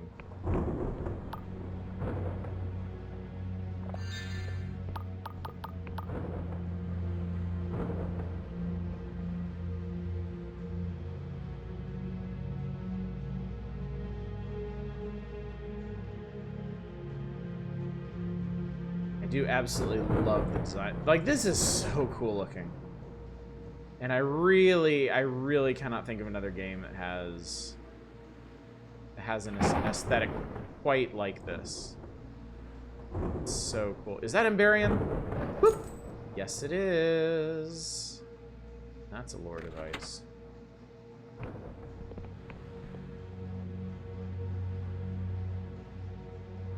Oh, the lore devices are sparkling blue because I have that trinket equipped.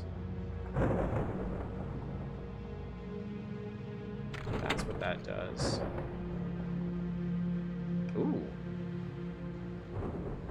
Rather ostentatious treasure chest.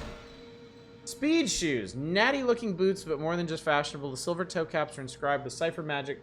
It quickens the wearer footsteps, increasing movement speed by 40%.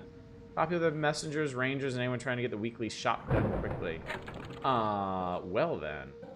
I'm guessing that is... Yep. There we go. Oh my god, yes, that feels so good. 40% is a lot. I got the serious zoomies now. Need to make sure I don't yeet myself off the edge of an island or something, but... Oh, fuck.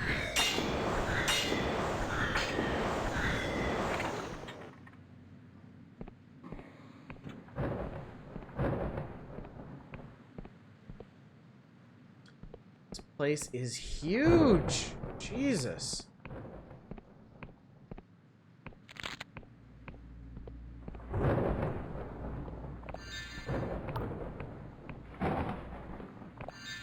I see boosting speed with a spell will let you tear ass. Oh, I bet.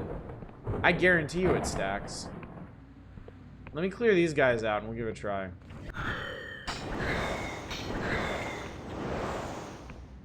I really like one-shotting those guys with the shields. I do not like dealing with that shit.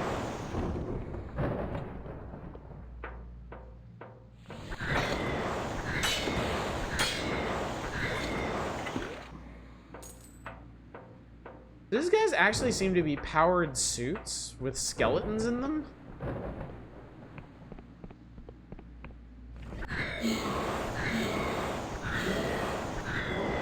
Like, the powered suits might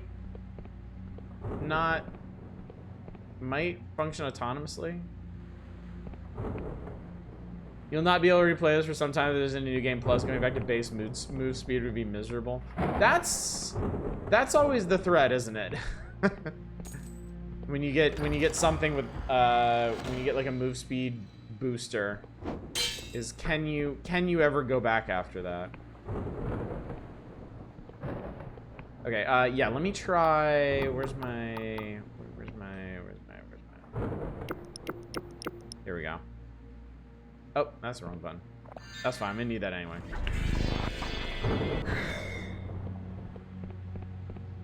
Actually, no, it might not stack. The boots are 40%. I wonder if, like, the base move speed increase for this is like 60%, and then running is like 100% or something like that. There's a guy. Great.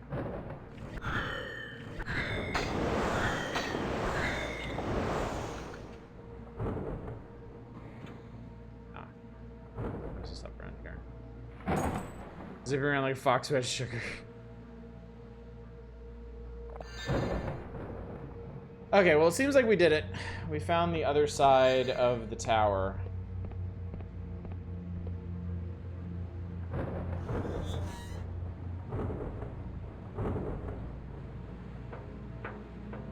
Oh, and he's already here. No keys necessary this time, Confessor. I applied the lessons in my inconclusive struggle with the auto coach to this recalcitrant elevator and proved no match for Caxton Frost. I mean, Horace Metcalf.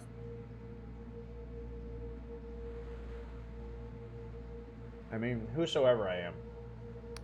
If you throw the lever, we shall soar like dragonflies up to the highest peaks of this metropolis, or possibly be catapulted if I misjudge the velocity. Blow me, this is exhilarating. Oh, no, no, no, sir. Blow me. What the hell is this? Oh, this is another teleport. Okay. So they are providing the opportunity to fast travel back between these places. So.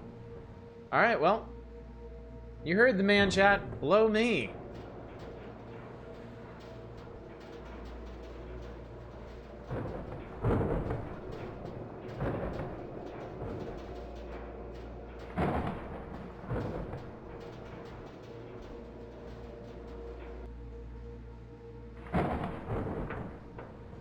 There's the cradle.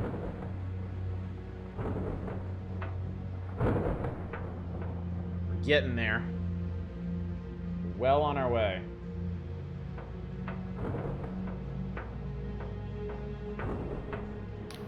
See the tallest tower over yonder, Confessor? I've scried an auto coach at its peak that should take us to the cradle. Be careful with making your way across. These platforms look awfully unsteady. It's a long way down, eh? Ah, yes, there's the auto coach. Boy, oh boy, oh boy.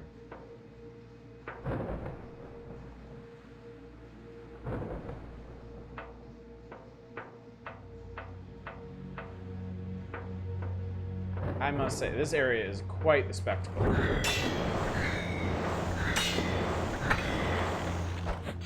Ow. I do need to be a bit careful taking damage. Can't take a lot. Me and my one single solitary might. Lord have mercy. This is... Ugh.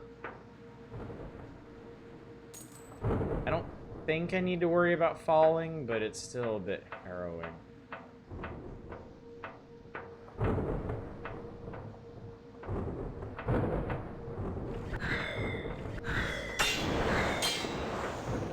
Might be a bit of a problem.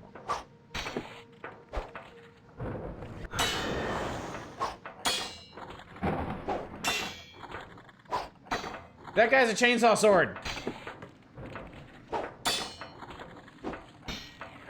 That guy had a fucking chainsaw sword, yo.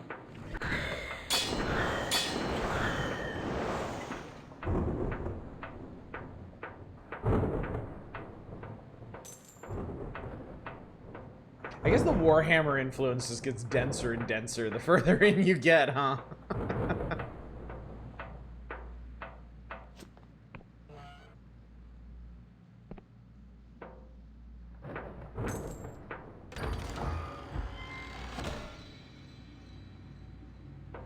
I've gotten quite a bit of Emberian ore. They have to let you go back after this. Like, what would... There is no point to collecting coins down here. If this is a one-way trip. There's nothing you could possibly spend it on. There's no store.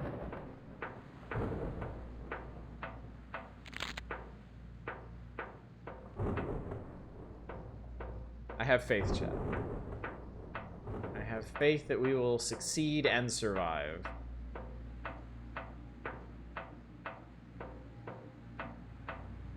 Or maybe if that's only if I found the protective gear earlier.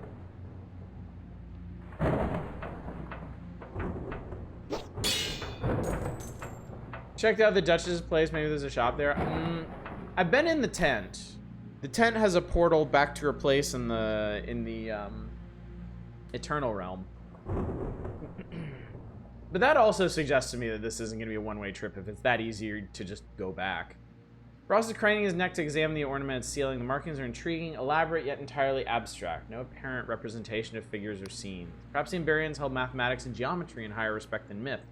No doubt this pattern had some ritual significance. This guy moves so fast. Cutscene magic. Looks like something big's up ahead. Let's not get careless. Something big's up ahead? Like something that you're gonna want me to fight that's big up ahead? Something...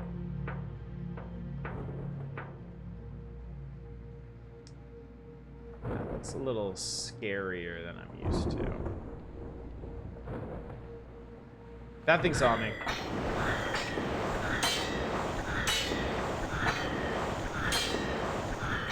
Okay, no match for my magic. No match for my magic. Fine, chat. Everything is fine.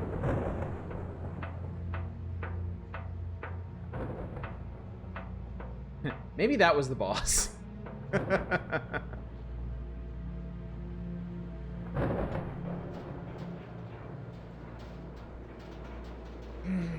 I'm so excited to find out what's in the cradle. I cannot wait. I am so excited.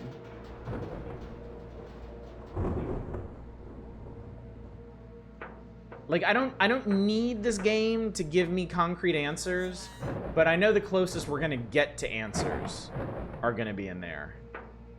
And that is super exciting to me. Super, super, super exciting. I'm just assuming everybody's coming along with me, right? I'm sure we're good.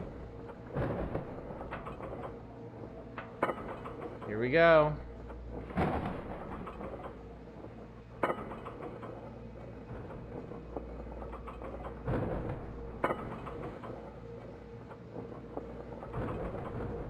This is a warship, man. Like that, I don't know what that would be if not a cannon. And I think the answers we seek are in there.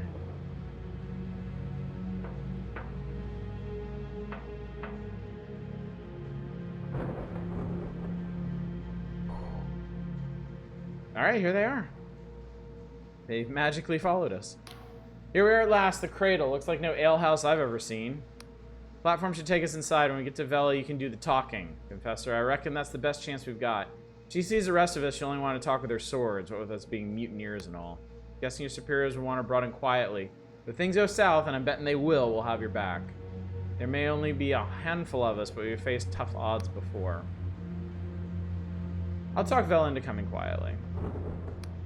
I hope it'll be that easy, Confessor, for our sake and for Vela's. Just know that if she tries to slit your throat, we'll be ready to jump in. I should probably, just in case, I should probably swap this stuff out for useful spells, or useful potions.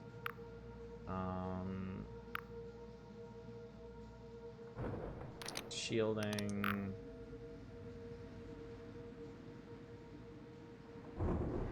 Restoration and regen.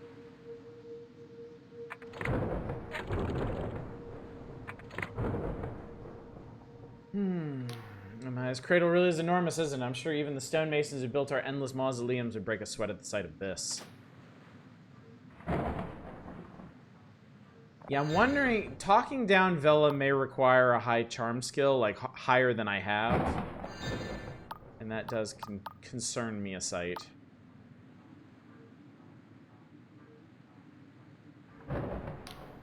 Frost staring at the cradle in silent awe, his former exuberance stopped dead in his tracks. Please forgive my ineloquence. I find myself quite overcome. Me too. Stand there in silence together for a minute or two, gazing at the cradle.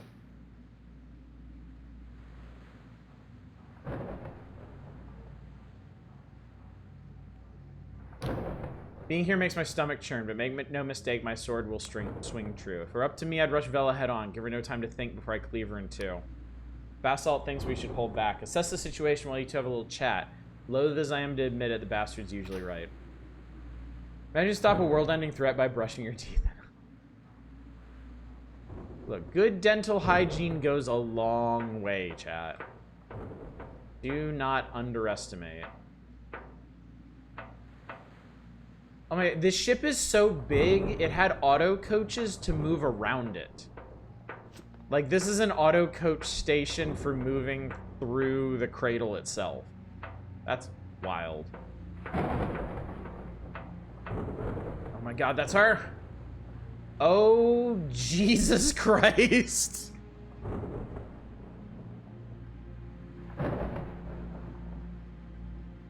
Oh, Lord have mercy.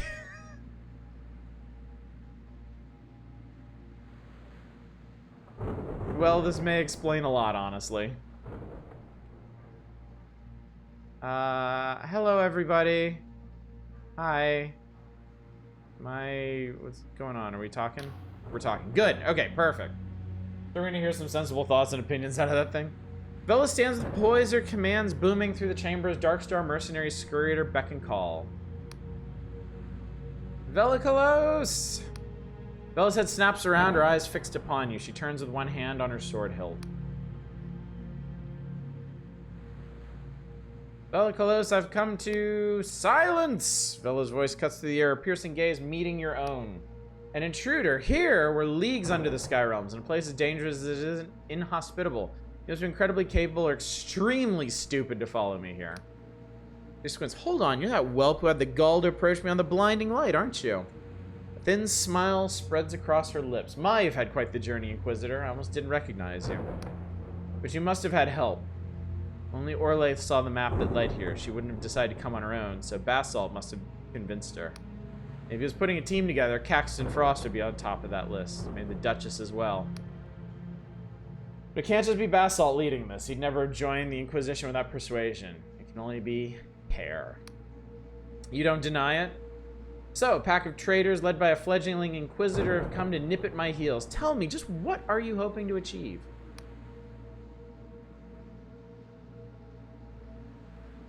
We've come to put an end to this, Vela. You must stop this madness. Madness? Is that what they claim? Is the people of the Sky Realms have lost all sense of reason. I only seek to put things right. He gestures at the aberrant being that fills your vision. This extraordinary entity will be our salvation. It will mend our broken world and abolish the evils of humanity. Oh, boy. All we need to do is awaken it, and we are so nearly ready. What is that thing? Some would call it a god, but that would be to diminish its power, for gods are of this world and are bound by its rules. This being is of the void, the non-place of pure creation where time and space act in mysterious ways. We know not whether the Emberians plucked it whole from that realm or wove its corporeal flesh from void stuff. Okay, it's an elder god. Regardless, in the ancient Emberian dialect, they called it an angel, after the mythical creatures of Middle Age lore, an ungod. How is it so powerful? Reality is formed from the semiotics of cipher. It is the language that flows through all things, the truth behind the illusion that dances before our eyes. With study, we may learn to alter its flow, its rhythm. We may tweak a word here, adjust a sentence there, and this is the basis of all magic. What we cannot do is alter the language of cipher itself. There are strict rules by which we must adhere, absolute and unbreakable limits upon what is possible. But this entity that stands before us, being of the void, is fundamentally separate from our laws. It has the power to change the very essence of reality. What do you plan to do with it?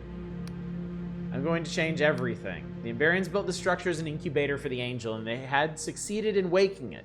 And had they succeeded in waking it, their tyranny would have enslaved the world for eternity. We're fortunate that the lesser evil occurred, for in stirring the angel, they caused the world rend and nearly obliterated all of existence. Oh my fucking god. This woman acknowledges that just this thing fucking turning over in its sleep nearly obliterated all life on the planet, and she's like, I'm gonna wake it up. We have learned from their mistakes. We'll use the angel to turn this world into a heaven where every soul is free and equal. Peak delusional. Game title fits extremely well.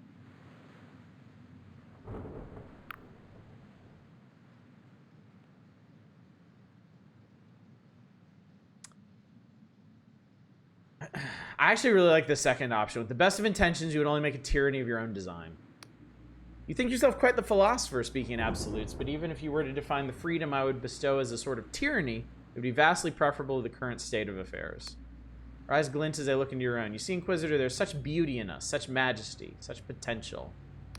I have sailed the sky realms and seen such wonders. Nay, not the void obelisks of Al-Asfar, the thousand spires of Bion University. Delusions make you powerful, that makes sense for it. It does, doesn't it? I've seen the nuns of the vagrant hospice tending to their enemies. I've seen a man give his life to the blood barons of Terran, so the stranger might live. I've seen a child, recently orphaned, her face speckled with blood, offer me the last of her bread. Wherever my sails have taken me, I've seen the hopes and dreams of the common folk crushed by oppressors, be they Union, Wiccan, or otherwise. Everywhere I go, the poor writhe in the mud so the rich may sleep in silk. Once I thought my sword could right the wrongs of the world, that morals and ethics could guide my blade. But I've seen too many skyships burn, and too often breathed the stench of human flesh to believe that still. In truth, I had lost hope until I had visions of an angel through the oneric interface of an Emberian map. I realized then what could be achieved. You'd risk another world run just to give bread to the poor. Stargate's fiery intensity. I would empower us all so that every peasant stands equal to their lord. I would blunt every sword, shatter every cannon so that not a drop of blood would spill. She looks down, her expression suddenly vulnerable, and I would banish death itself so that no heart would ever be... This is the worst fucking idea I have ever heard. She wants to banish death in a world that has seen the endless exist and hate their own existence.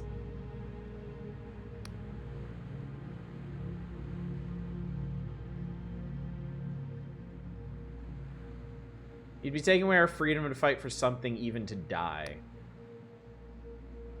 I want to be an endless. I mean, I can only go off of what's shown in this game, and the endless existence appears to be awful. It appears to be terrible. They do not seem to be well adjusted after their centuries of unlife.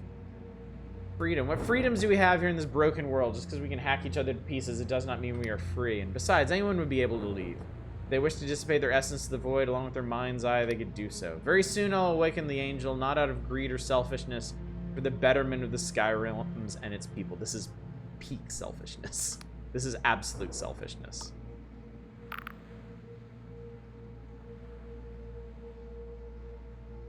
I met a certain ghost who told me that your motivations are more personal. Bella frowns. A ghost, but who knows about... No, couldn't be. Who it was doesn't matter. They told me about your late sister, Isabet.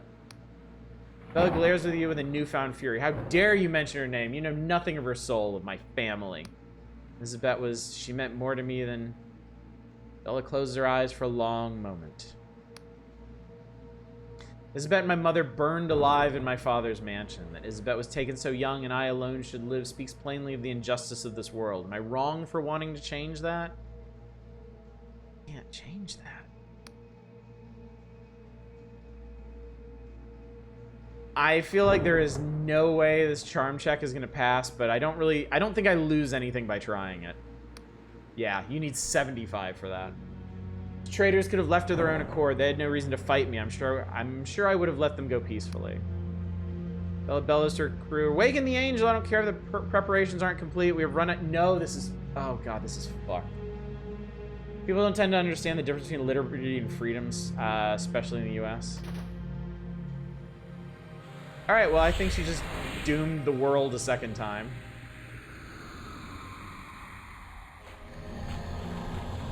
Oh. Oh, boy. Her eyes return to you. I'm terribly sorry about this. I wish there was another way, but there isn't. The coming days are crucial. Now that it's awake, we have many delicate rituals and cipher words to enact, and you cannot be allowed to meddle in such a momentous endeavor. I'm afraid this is goodbye. We will not meet again. From behind you, you hear Jack Basalt yelling at the top of his lungs, Vela, no!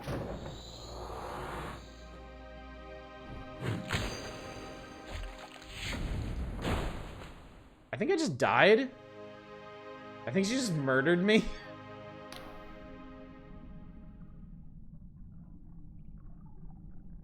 Welcome to my prison, human. The words smash against your skull with dread portent. There's no mistaking it. You are speaking to a god. I sense it in you, that abject horror, that searing shock. Your heart beats so fast it might burst, human. Am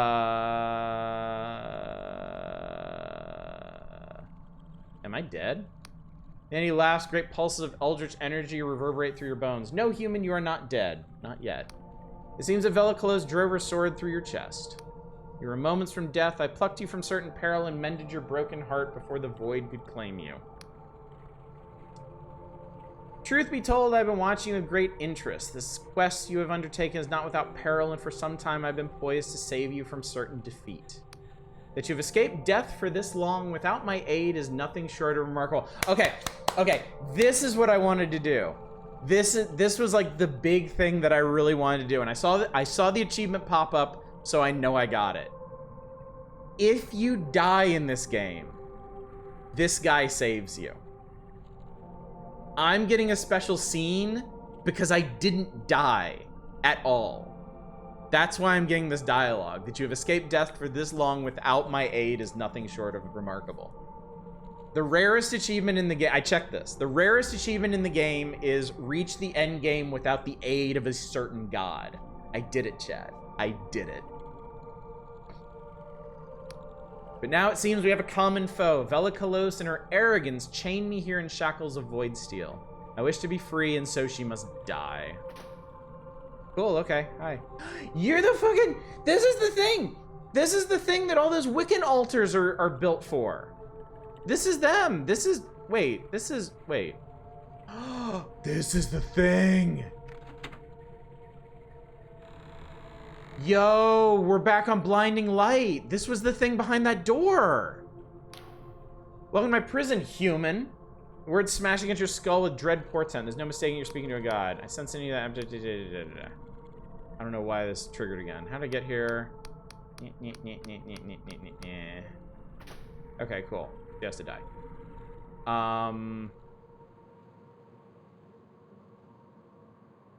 Wait, everybody's back? What the hell happened? What's going on here?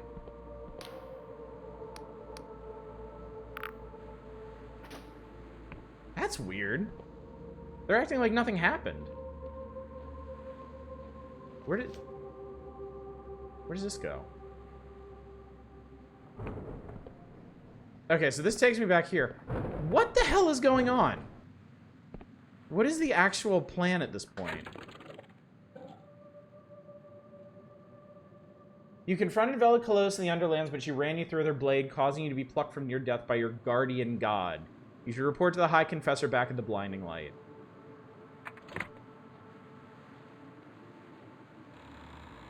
Okay, so there's God. Thanks, God. Let's see what the Confessor has to say. This is not what I was expecting from the endgame. An authoritative voice booms from the ship's sound relays. You assume it belongs to Admiral Kolos, the Union Navy. It's simply out of the question. You need to remind you, High Confessor Care, that your position of authority in this tribunal is in spite of your numerous crimes against the Union, most of which were committed alongside Vela herself. I care not if you send an incorrigible band of felons to find my daughter. Considering your history with Vela, I cannot in good conscience allow you or your lackeys anywhere near her. So you use that dilapidated old relic of an airship to hold the flank. You will not interfere with this operation, which is solely in the hands of the apostatic Union Navy. You are dismissed. Insufferable fool. Of all the people responsible for this nightmare, he is hardly blameless. If he had just been a father to Vela when she needed one. Loud clang rings out from the coffin. Now you beat her at her own twisted game. They want to steal it. The Navy wants the cradle for themselves, so the Union subjugation of the Sky Realms is absolute. Oh no. I thought you were on the Union side. Never. I despise those loathsome bastards. But I sing along to their tune to keep myself from a prison cell, same as you. Besides, it's the only way I can stop Vela. That's all that matters to me now. A sigh rings out. I suppose I'll have to hold the flank, just as Admiral Kolos demands. It's too late, with too much at stake to rock the boat now. So we just give up?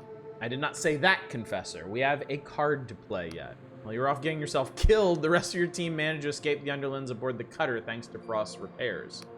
As you have no doubt noticed, the Cradle has made his ascent to the Sky Realms. The Union Navy, finally realizing the gravity of the situation, showed up in full force. But they can't punch through the Cradle's defensive shield, some sort of highly advanced Emberian tech, so for the moment they're at a stalemate.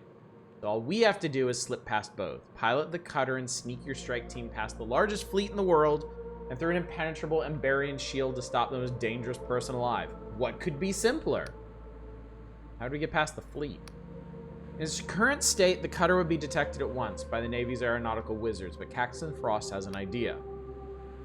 There are legends of an ancient Emberian skycraft, a phantom vessel able to break any barrier or evade any pursuit, said to be wrecked in the World Wren, never to be seen again. Many have searched for the crashed vessel without success. Scryers find nothing or suffer apoplexy.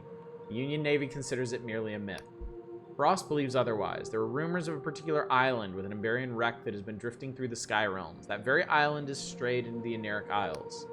Search the most distant islands in the Eneric Isles and find whatever power it is that hides the wreck from scrying minds. Then you might slip past the Navy blockade. How can I actually get to those islands? You cannot pilot the cutter as Frost needs to modify it before your assault on the Cradle.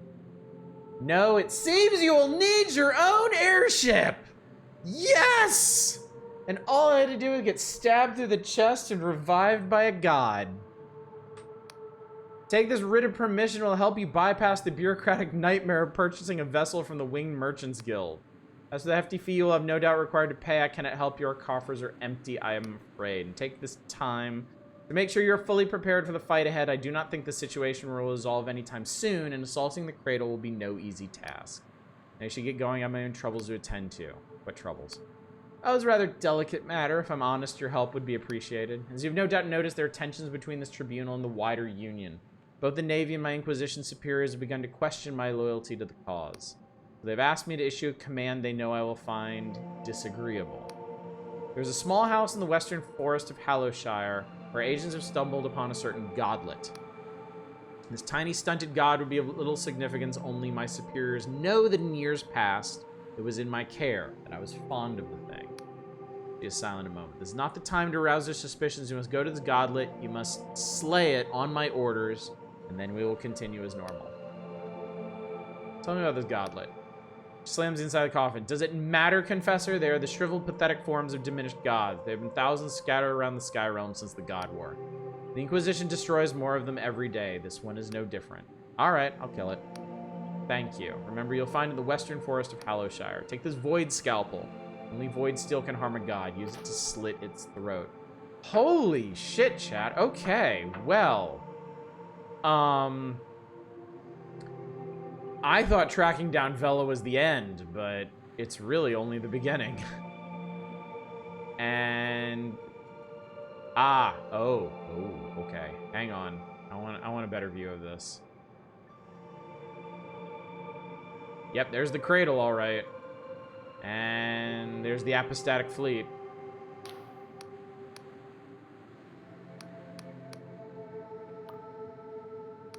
Doesn't seem like these guys have any new dialogue. Quite neat. The Void stuff seems to be about the most powerful stuff in existence. Oh my god, okay. This is a lot to take in.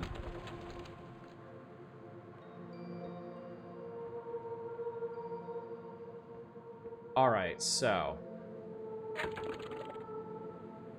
Alright. Velocolosa's commandeered the Cradle, an ancient Emberian craft that harbors a powerful entity. No vessel can pierce its protective shielding, so you must obtain an airship and explore the distant islands for means to upgrade the cutter.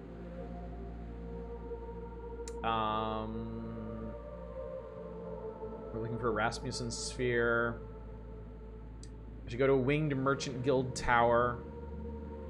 And we gotta kill another god. Holy cannoli, chat. I was definitely not expecting any of this. Yet here we are. Okay, so, actually, chat, hang on 1 second. This is so exciting. I have to go to the bathroom. I will be right back.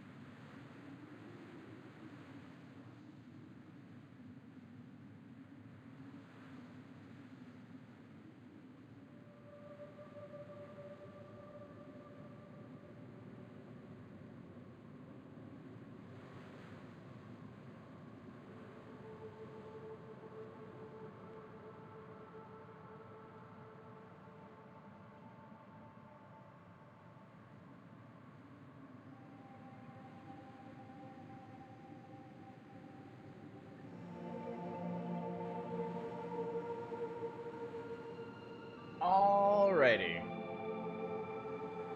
This is so exciting, I have to go.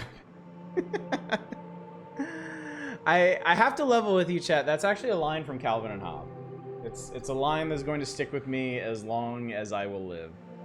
I don't even remember the context of it anymore, but I remember Calvin got so excited about something. I was like, this is so exciting, I have to go to the bathroom. I'm still cursed though.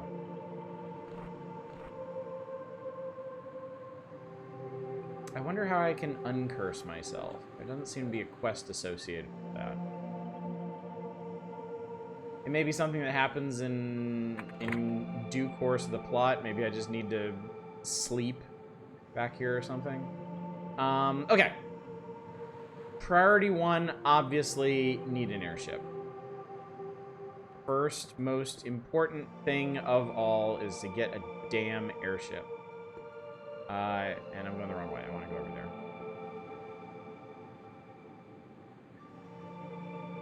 Oh, hey, what's up? Yeah, it's weird that... The task at hand. It's weird that they don't have updated dialogue at this point. Like, you'd think they'd have something to say about everything we just went through. Whatever. Alright. Let's go back down to the fortress proper, and then I guess we'll head for Hallowshire.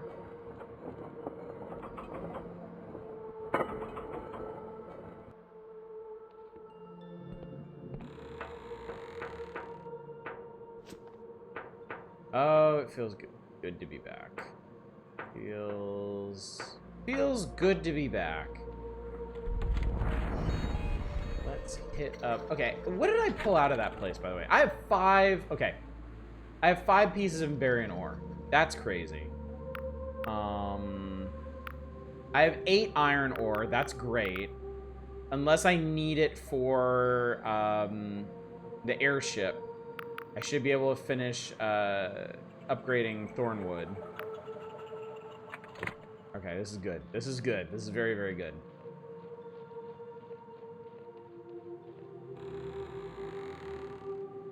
Oh my god, dude, that's the cradle over there. That's insane.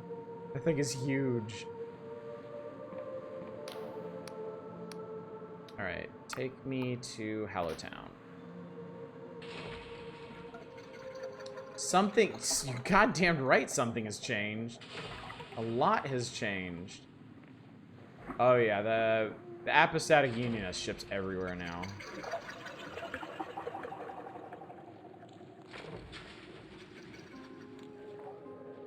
Yeah, the rest of the Navy is in the skies. Definitely. Definitely. I think that's... Actually trying to remember what that is. I think that's Wiccan Island. Pretty sure. I'm gonna go get... Actually, no, I don't. Let's go to the... Where's the tower? Tower is at the docks, I think? Yeah, here we go. Did I get any interesting questy item thingy things?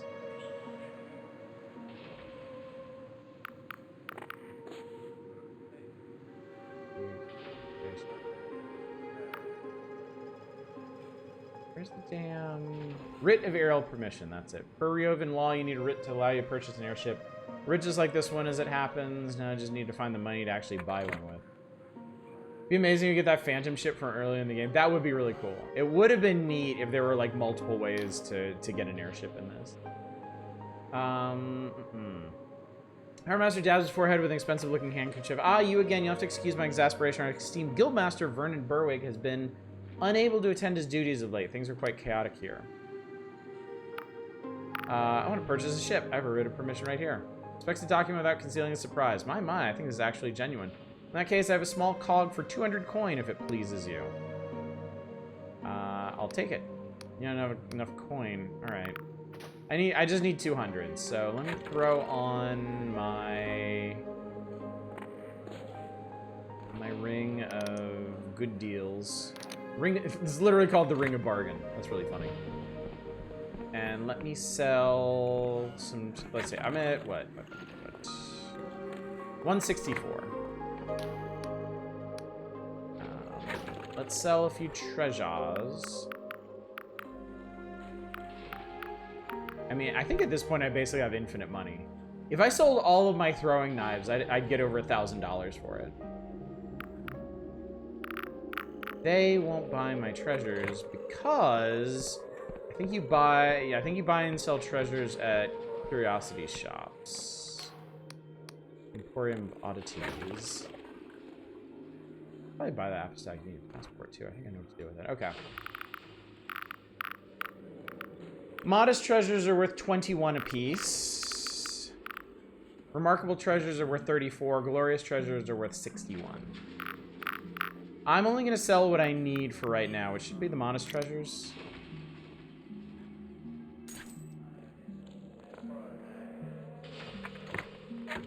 And now I have 248. It's fine.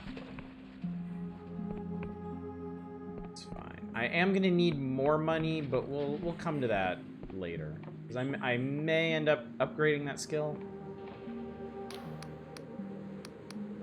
I'll take it. Alright, first thing, take this deed to your airship as legal proof of ownership, so don't lose it. Next, I'll arrange for the cog to be brought to this port. You should be able to see it docked to the jetty outside when we're done here. If you have this writ of permission, I assume you're well versed in the nuances of sailing and the intricacies of Union Trail law. The polymaths would never approve you, but just in case, do you have any questions? Can you tell me the basics of sailing a ship? Your ship can lay anchor at any airship dock like this one, which are found in every major town. Every dock also has an airship upgrade station where you can modify your vessel. You can also lay anchor almost anywhere in the world. Stop your vessel, and if you're courageous or foolhardy enough, you can climb down the chain to get to ground level. If you're ready to depart, just climb back up again. Remember, if you ever lose track of where your airship is, you can recall it to any airship upgrade station. That's all I need to know.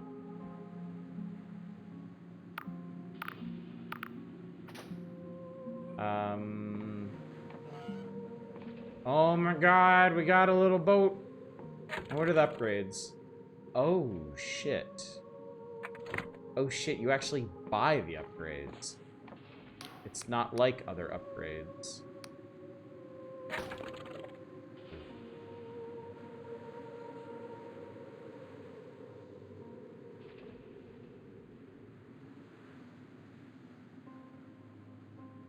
Interesting. Okay. Okay. I have a ship. It has a save point on it. It has a sad little hold.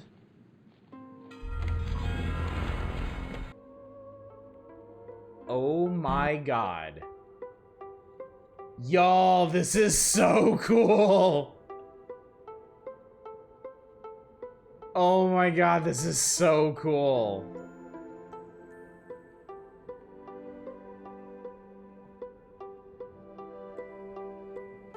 Now, I have to wonder, am I guess I'm locked to this elevation?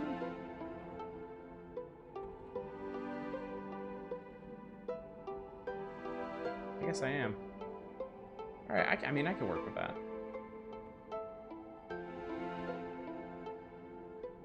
Remember, it seemed like the game was about to end and now you're flying and there's a new song? Dude, yeah, this is crazy. I absolutely did not see this coming.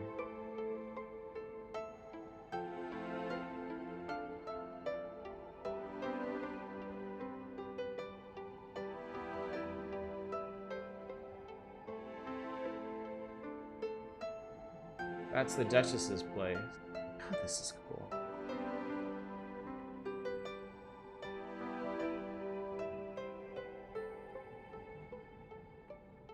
We can finally travel all these outlying islands. Oh, the dragon doesn't bother me. How do you go up? I don't think you do. I think you are locked to this elevation. I think that's to prevent you from just flying directly to places like the Erudite Academy and the Wiccan Island. I guess they wanted to, I guess they wanted to make sure you couldn't just go wherever you wanted to go.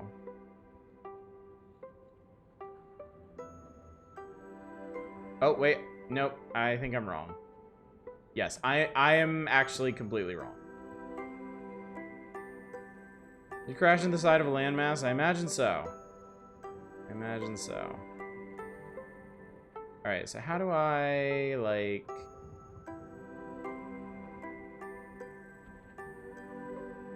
How do I...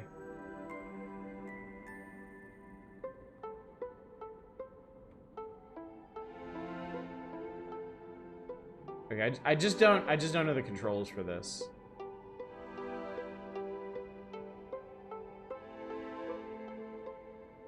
Okay, so that's pitch up, that's pitch down. There is a... Okay, that's as far down as I can go. I don't know how to get out of the boat.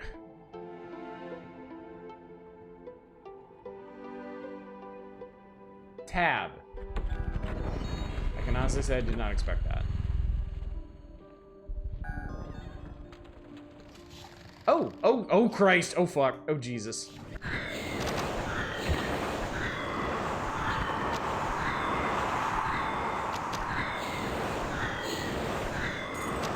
Apparently I got everybody's attention when I landed.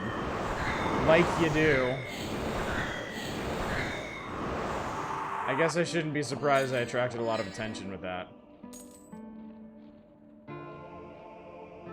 You almost landed in a place that looked like it was made for that? I know, right? How cool was that? Got some treasure. Xanthosic bomb. Yosic bomb.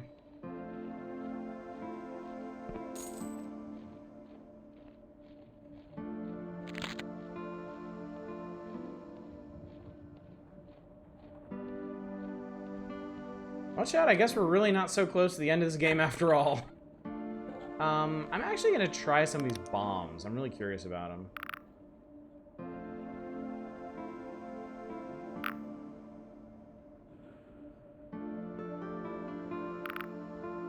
I'm gonna try Leucosic.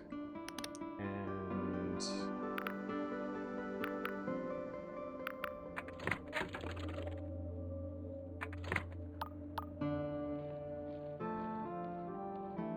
Now this is the weakest bomb type.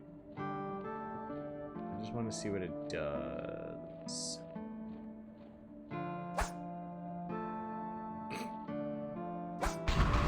Oh man, that's actually pretty powerful.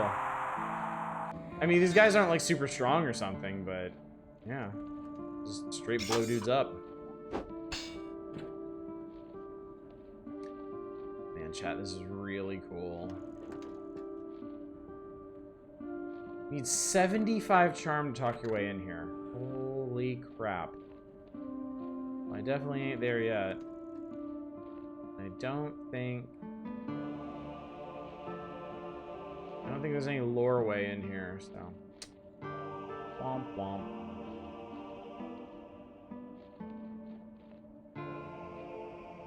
$75 charm could stop Vela for killing you. Maybe. I can't imagine that would have changed things too much. Seeing how everything played out, I feel like maybe that just would have gotten me a different dialogue option, or just some different dialogue or something.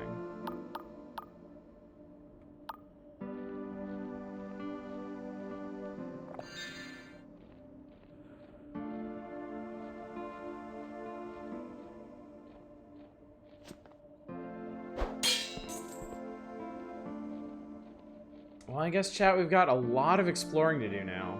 All of these outlying islands that I never got to. Because I couldn't fly, chat. So many places to explore. Like that place. Oh my god, I can go to that island that had the giant ship that I was always so curious about.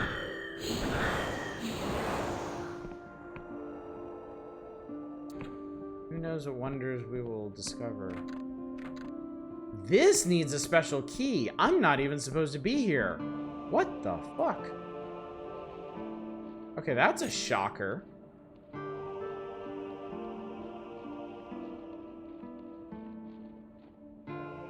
Okay. Alright, let's climb back up. Let's take off. Alright, so we're actually gonna have to come back to that place. But yeah, it turns out I really can. So I can go directly to those islands. Wow, okay.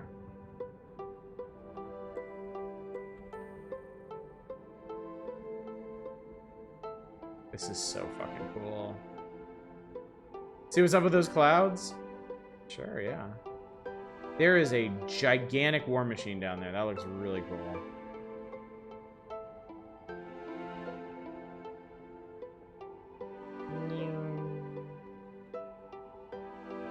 I'm in the cloud, chat.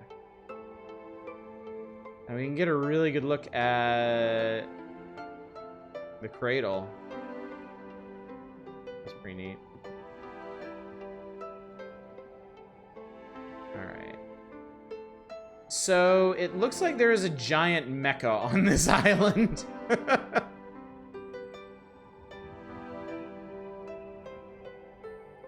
I wonder if it'd be reasonable to land on its roof.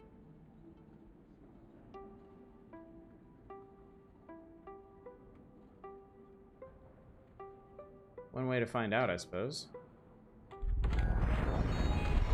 Zoom in on the ship so you can get a good look at your own character. My character is not. Oh god. Oh Jesus. My character is not modeled. My character is unfortunately never modeled. Those guys are tough. Holy shit, dude. Those guys are not fucking around. Alright, my map has been updated.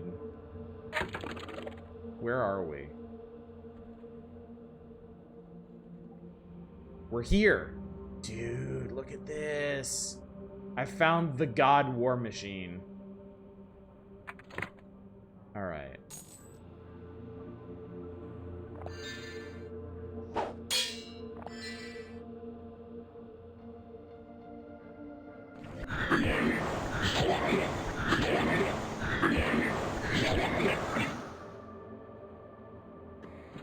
So this is where all the tough enemies are, I suppose. Oh my god, that almost fucking killed me. Holy shit. I know I already got the achievement for getting to the end game without dying, but I still don't want to die.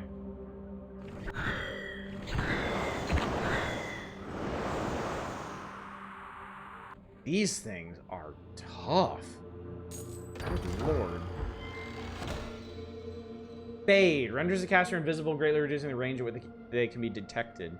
Such spells are widely used by the criminal gangs of Lundell and Slev, forcing many shopkeepers to invest in wards of dispel. Cool. Oh my god, chat. There's still so much to see and do.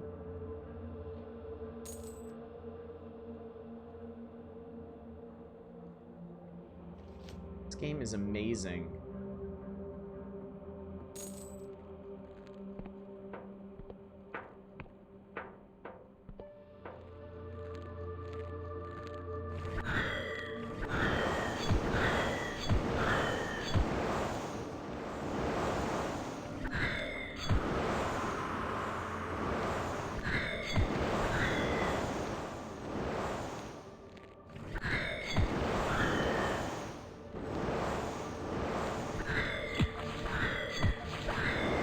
I wonder if I'm gonna get an even more powerful spell, like attack spell, than this.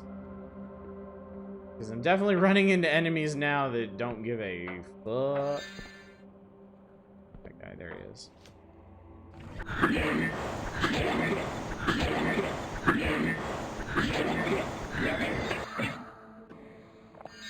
I think I need to swap out my ring again. The spellcraft ring. They just swoosh on in one of those egg holes. Be nice and cozy, wouldn't it? Okay, there's a door. To actually get in the god machine.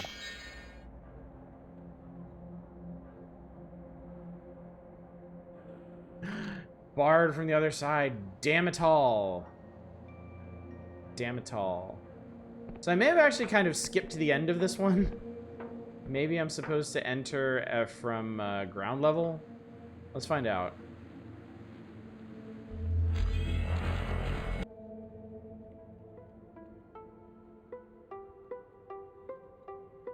You're a really nice view of this thing.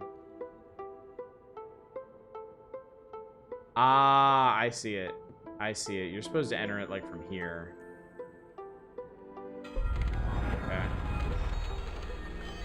At this point, I'm not prepared to say with confidence you'll finish this before your trip will lost space or so. Don't worry about that. We'll see what happens. I think trying to divine how long this is going to take now is impossible. Oh, you need 80 charm to get in this one. Shit.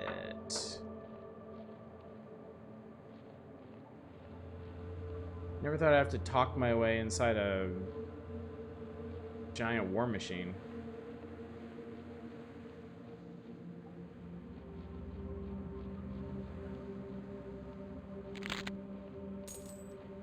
Hit 80 charm with your gear. Right now, where are we? I'm at 55. I am equipped with the charm hat. So that's as high as I go with gear. I can actually with the boost from Hallowtown, I can get to 75. The hat does give me 30, yes. Cause yeah, I'm only at 25 base.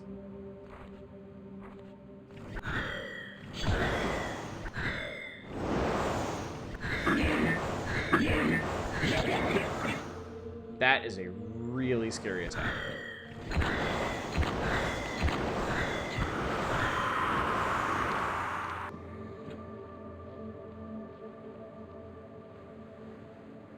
Also, this island is huge.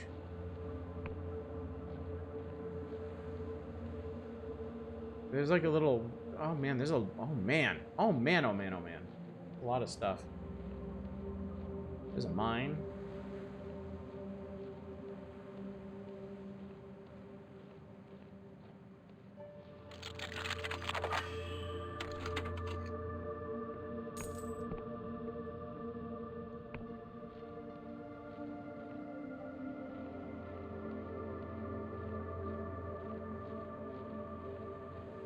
Looks like a cave over there.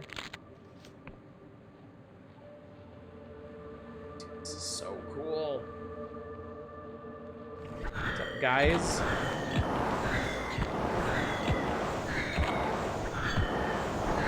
These guys ain't slouches either.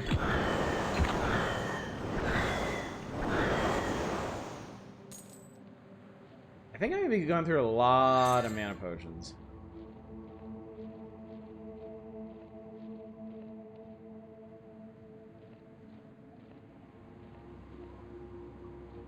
Okay.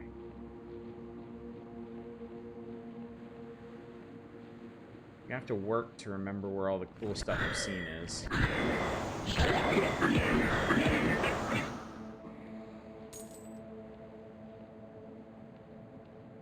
Doesn't look like there's any way up from the legs, at least.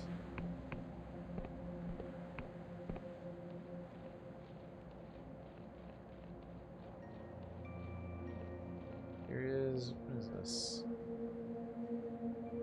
This is activated elsewhere.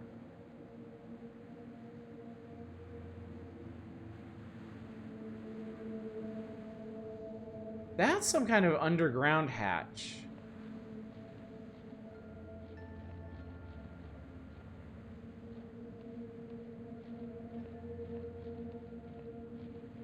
I gotta be honest, I wonder if it would actually make more sense to focus on the actual quest lines. Because I'm starting to wonder if these bigger islands might be later steps of these quests, of like the main quest. Like there might be a very salient reason I have to come here later. Please don't shoot me.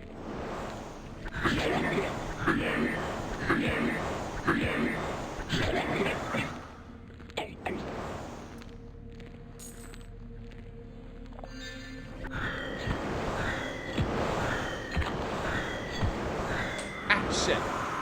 Yeah, if I get hit by 2 of those, I die. That is scary as hell. We may have reached the point in the game where I'm really gonna regret having 1 might.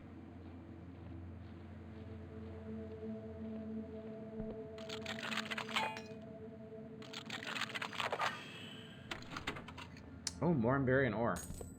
Good. I'm glad there's more of this stuff. I also apparently need to upgrade shit. Okay.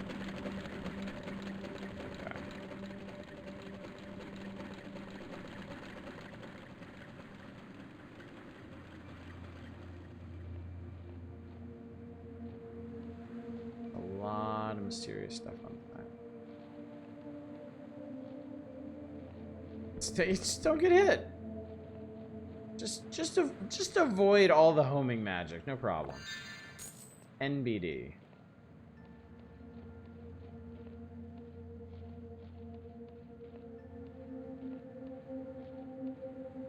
Where was I? Oh, over here. I was losing my mind for a second.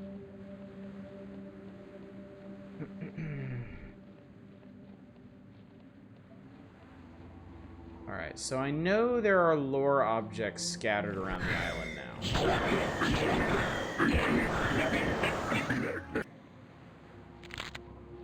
Maybe if I can hit all of those, I can open that hatch.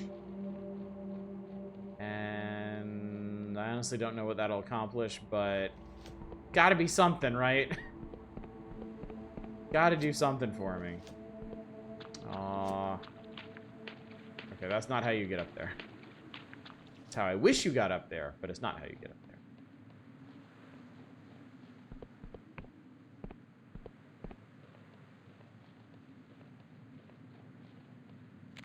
Still need as many of these plants as possible.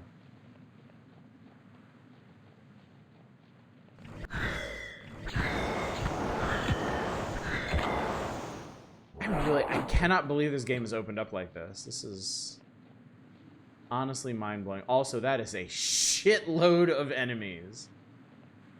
That is an absolutely nonsensical amount of enemies, but there's a lot of aura in there, and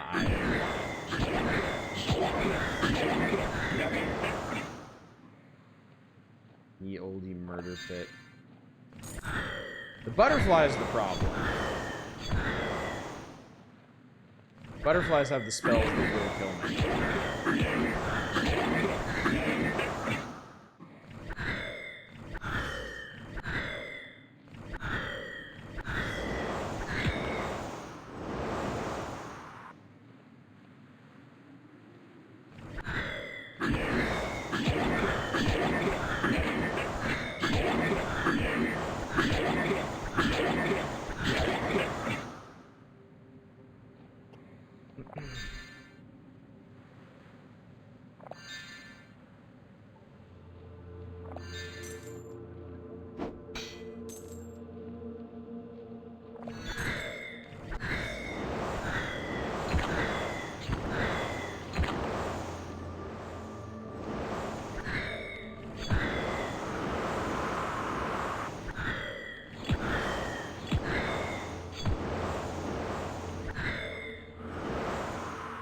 There we go. Oh, it's all the iron ore I could ever ask for. Actually, probably not. I'm probably gonna need even more than that.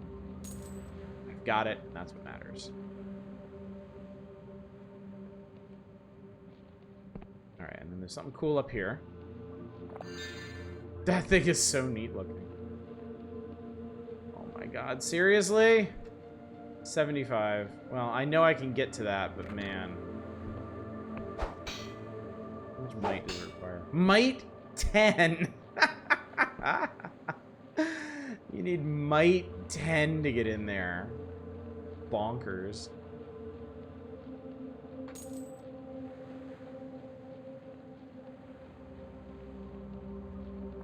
So I think I get it now. I always kind of suspected this. I think these shrines are where you respawn if you die. I think there's a reason they bear such a resemblance to the death god chained up in blinding light. I think he will send you back there to his shrines if you eat it.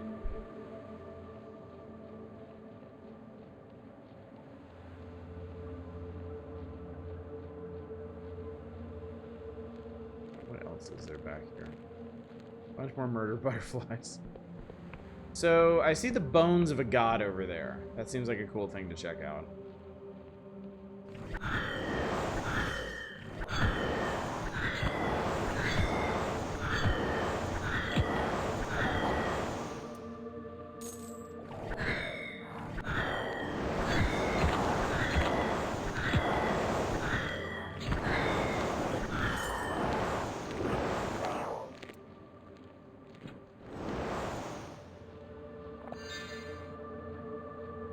Why do the Wiccans have any lore on that god?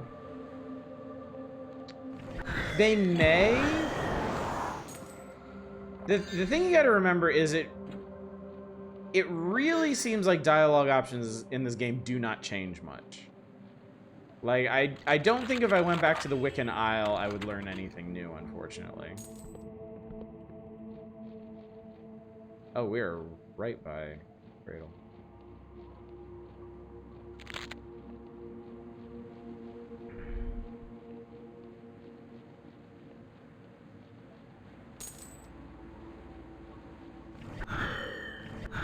So yeah, this honestly feels very different from how the game was previously. Like, enemies are a lot denser and a lot more dangerous.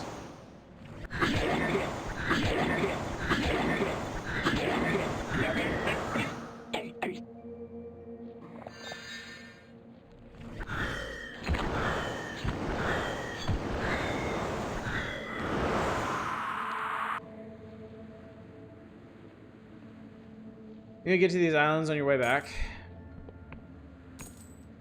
Yeah, actually, I don't know if I even should be doing this. I don't know if I should find the sphere first, and then this is actually going to be additional stuff that I have to do after that.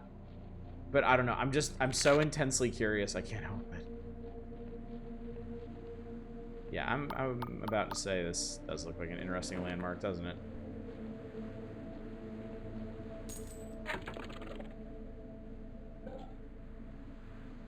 Skeleton of a god. Mr. Skelly God. Main quest right now requires you to go to the farthest island. Yes, I need to go to one of the very... Ooh, what the hell is this? I need to go to one of the distant outlying islands. This needs a key too. Okay, yeah. I think I need to get on with the main plot. As interesting as these outlying islands are, I don't think I'm actually supposed to be here. I think they're all going to factor in some way, because that's 2 islands in a row where I found you need, like, actual plot keys to get into.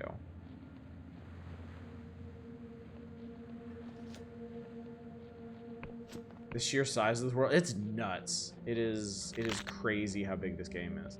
Now, there are these lore devices.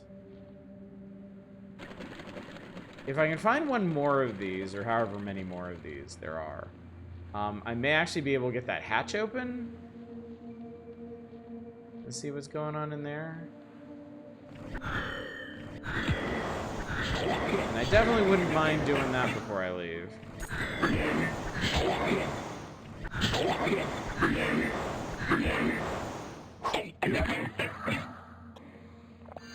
Kind of afraid of getting hit by one of those guys. I'm afraid they'll one-shot me.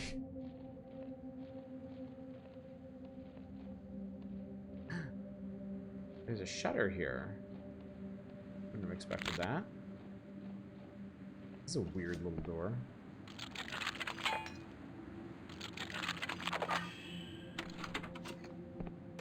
Weird little treasure chest. I got ghost wine. I don't know why, but I got it.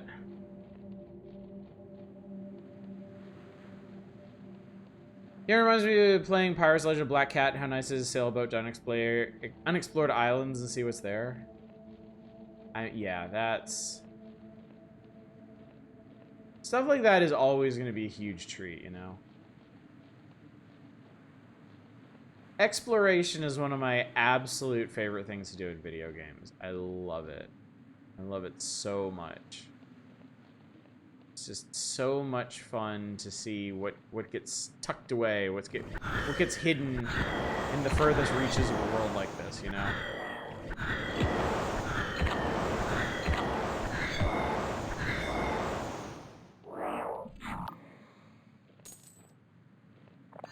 Ghost wine, there's some fine spirits.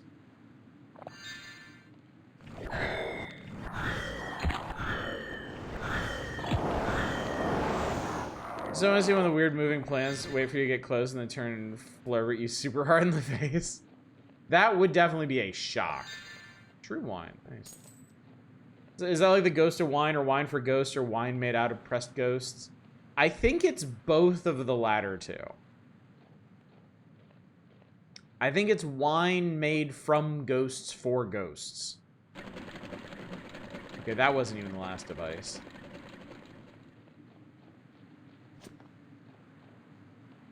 Oh, so that's a big-ass machine.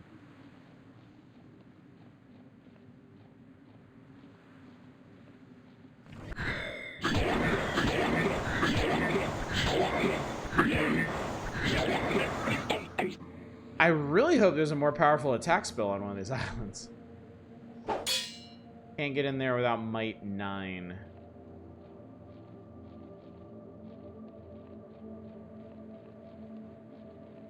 Yeah, some stuff I am just not going to be able to access because of my build. What did you say it was wine that was nearby when someone died and turned into a ghost endless? Oh, you know what? I think you're right, actually. So yeah, wine haunted by the presence of a ghost. Yeah, Might 10. Damn, dude. Might, more like might not.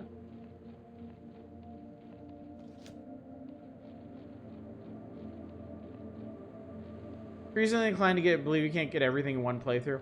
I would be inclined to believe that as well.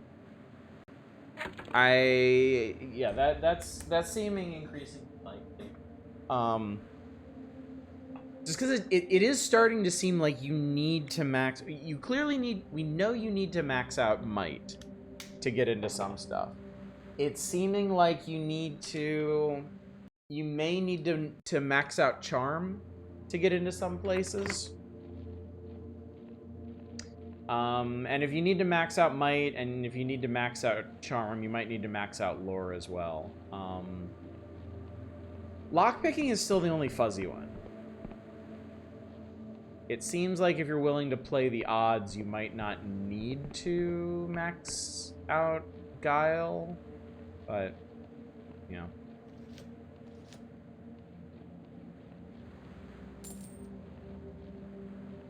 Alright, let's see.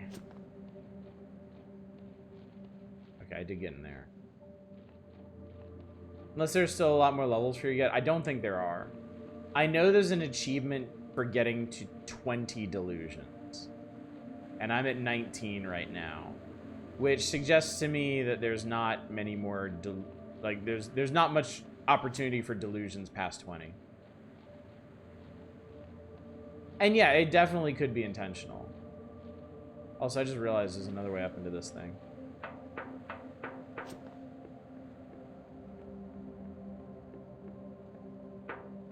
Just realized.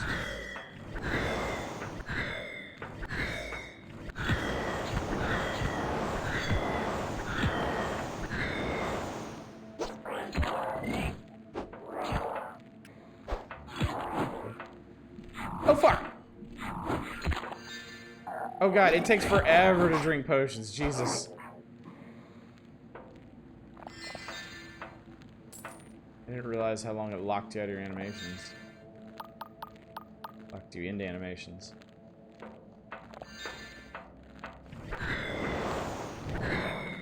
I can't hit this guy.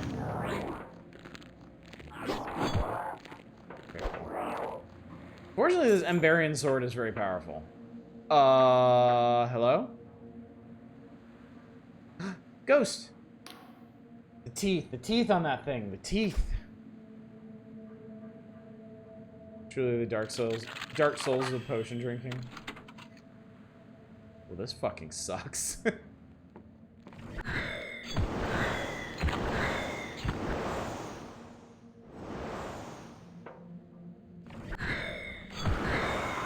There is also a bow, that is true. Alright, I'm gonna start disabling these things. Because I can basically do it effortlessly. Huh.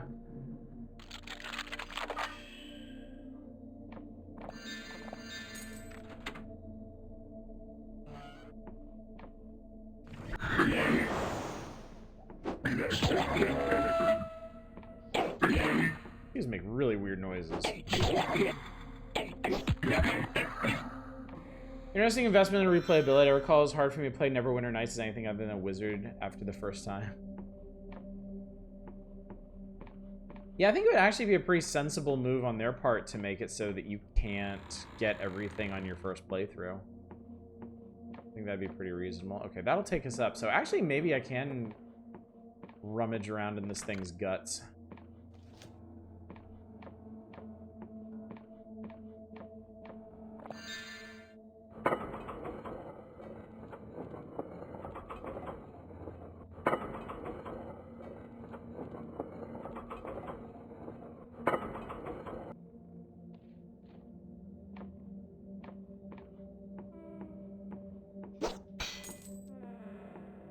Oh.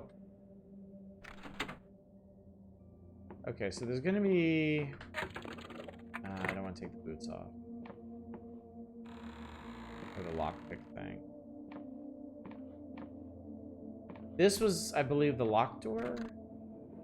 Sealed by Nancy. Oh, this is what the lore devices are for. I want to go home, I want to go home, I want to go home, I want to go home, I want to go home, I want to go home.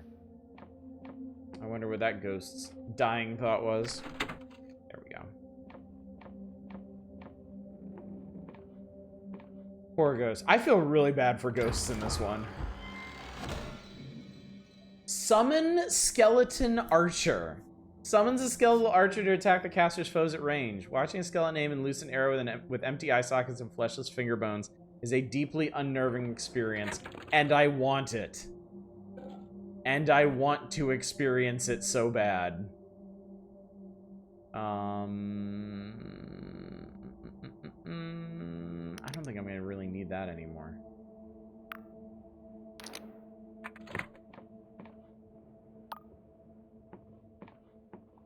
I am going to summon a skeleton. I like the God Killer drawing. Actually, I have a trinket for this too, if I remember correctly. Yes, Summoner's Earring. It allows me to summon an additional skeleton battle. So I'm going to be a little bit slower. Hello! Oh, that's shoot. I don't want to shoot. I want to make skeletons.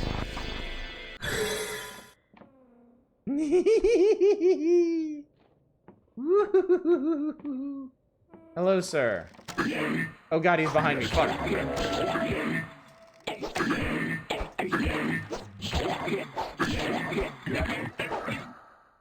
His name is Blood Splatter, apparently. And I love him as if he was my own son. What the hell is in here? Look at him, he's so cute! Oh, you precious thing. God War Pendant, a little silver pendant marked with one of the Union's early symbols. It seems to belong to Cornelius of the Grease Guards. The fastener is broken so it cannot be worn. It surely has sentimental value to someone. I think this is a quest I had. It was War Stories. This one, you found a silver pendant in the huge machine at Aristide's Rock. Seems to belong to the officer Drangorg told you about. Return to Drangorda's house in Hallowtown. Oh my god, I actually did a side quest I completely forgot about. It's Delusion. Yes, Delusion.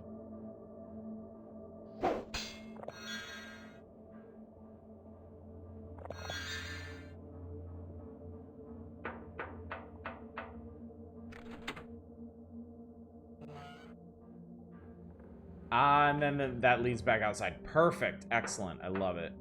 I love it. I love it. I love it. I love it. All right, buddy. Get on board. Or don't, you know, whatever. I'm sure it'll be fine. I'm sure he'll just teleport to me or something.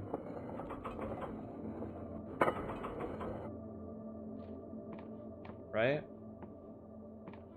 After a fashion.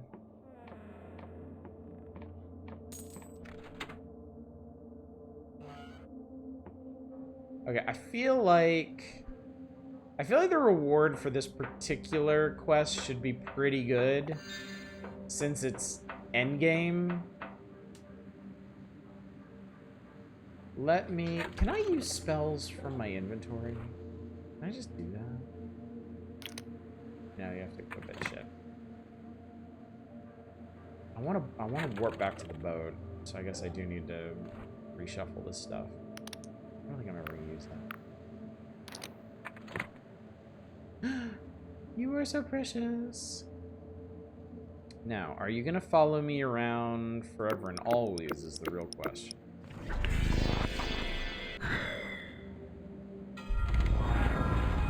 Alright, back on the boat. I mean, I still have... Whoa! Okay, that actually teleported me all the way back to Hallowtown. So apparently the return home spell... Hey, bud. Apparently the return home spell won't return you to your boat. It'll return you to your boat at the last port you stopped at. Alright, anyway, I need to find... I have no fucking clue who gave me this quest. This was ages ago, dude.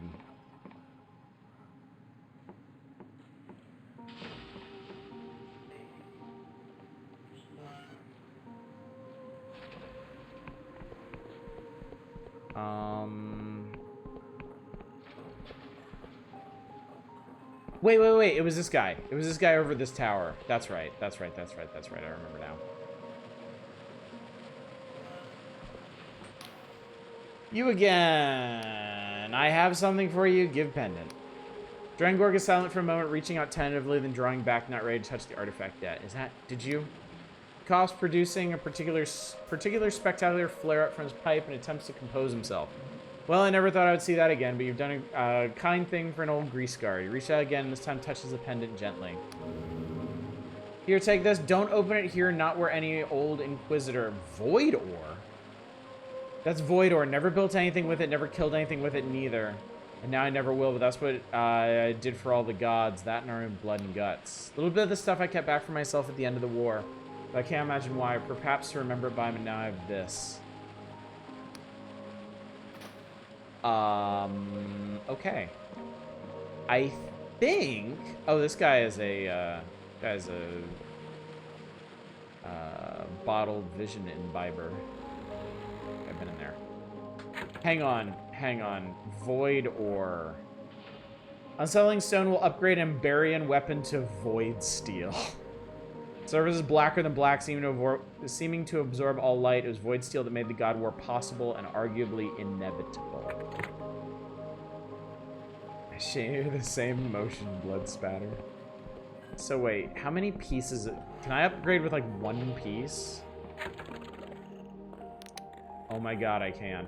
Right, I remember seeing this now. So yeah, we have 3 options once we upgrade. Once we get to Ambarian. We can go Void, which we can do now. 40 damage, great shard of inky blackness. Blade must have taken an enormous amount of extremely rare void stone to forge and battle it. It sunders everything before it's seemingly hungry to rip through reality itself. The other options are clockwork. It turns your weapon into a gun. And shroom weave has magical stuff. Potentially... Something you said for getting an upgrade ASAP, yeah. I do have other weapons. The fine bow can be upgraded to Ambarian. Fine sword, and then there's the dagger. I have 7 Ambarian ore. And it is possible that I will get more. Should I go ahead and upgrade it? Should I go ahead and do it? A void steel greatsword sounds really fucking cool. Can you upgrade that shitty clothing you found on the surface? I can, yes. I can't, no. I lied to you. I lied to you, my friend. Alright, I'm gonna ponder this. I'm gonna ponder this for a while. I think for now, I am going to go... I'm gonna go back... We can... Okay, there's one more thing I want to do tonight. I'm gonna go back to Thornwood Keep. And I'm going to build the workshop, which should get us the last statue piece. Which should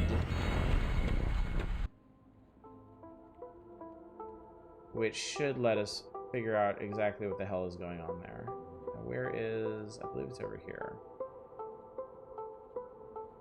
I still can't believe how fucking cool this is. I still can't get over this. Oh, no, that's not that, not that. You die if you drive into the star. Is the star actually... The star appears to be part of the background. I don't think I can actually approach it.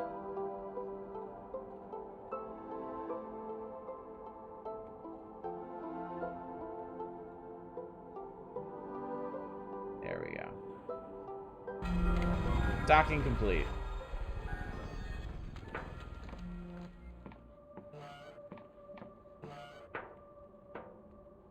How do we... There we go. All right.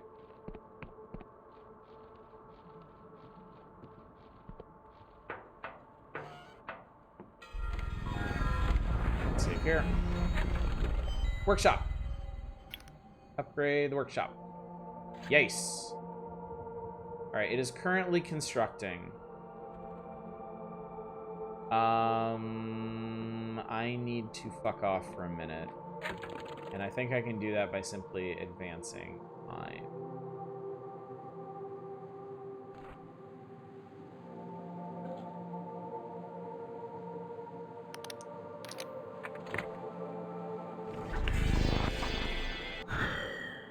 It's currently nighttime. We'll wait until morning. Sorry, buddy. Okay, and then we can also furnish it, which I can certainly do. Let's go ahead and do that. And then, all right, I believe we have completely upgraded Thornwood Manor.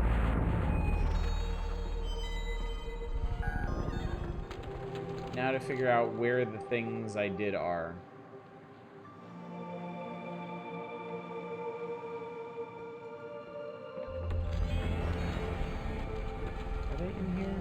That just goes outside. Ah, this would appear to be a workshop. Because I can do work in this shop.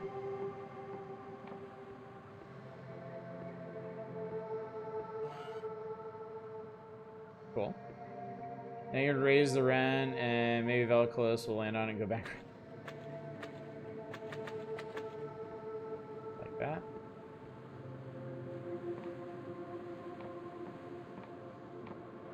Okay, hey, bud. Love him. Okay, so that's the workshop. I think the piece with this, I think there's a mine down here that I can get into now. If I go down around this way. Yeah. Here we go. There we go. All right, more iron ore. Yes. Hourglass statue arm. Stone armor holds an hourglass. The base of the arm is a broad mechanism. It looks as though the arm could be attached to something. Small smithy was in operation here, perhaps just to maintain just a limited personal arsenal. The blades are of strange design and rusted beyond repair, has not been used in some time. Cool. Okay. Come on, Chief. And actually, you know what? Since I equipped that trinket, I believe I can have a second one. Yes! I have Blood Spatter and his brother God Killer. Chat, this game rules. I love it. I love this game so much. Come, gentlemen. Let us divine the secrets of our new ancestral home. Our new ancestral home.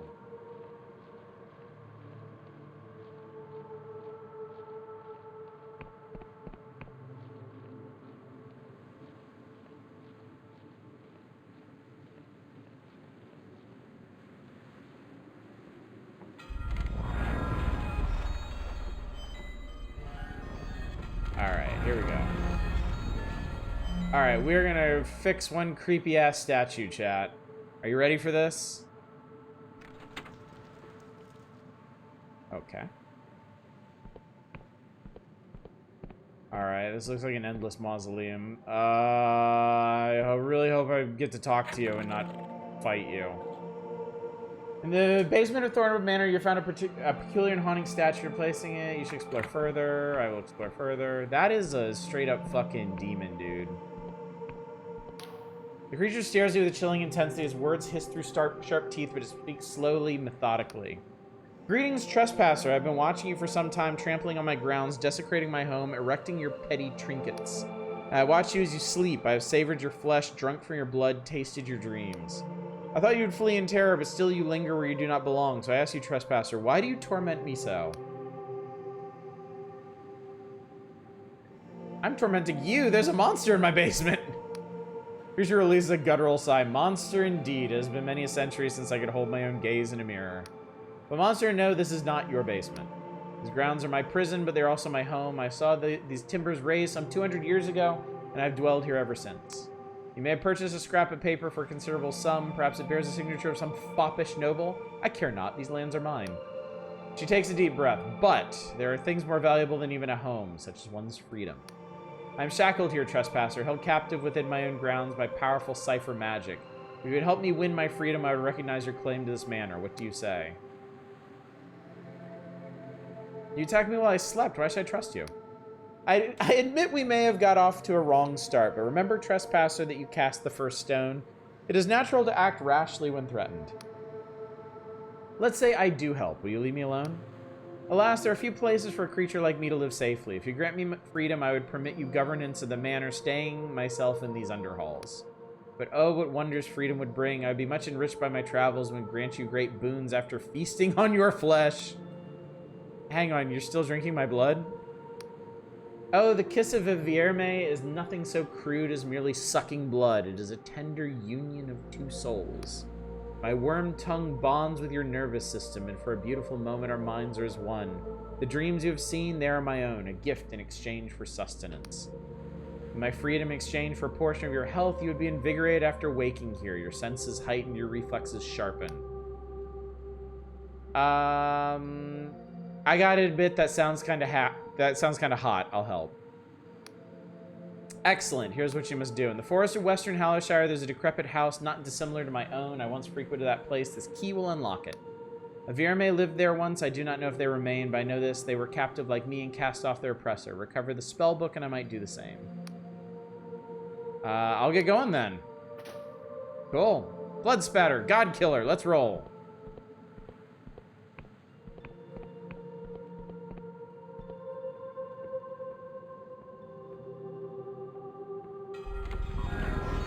I mean, you can't look a gift basement vampire in the mouth, okay?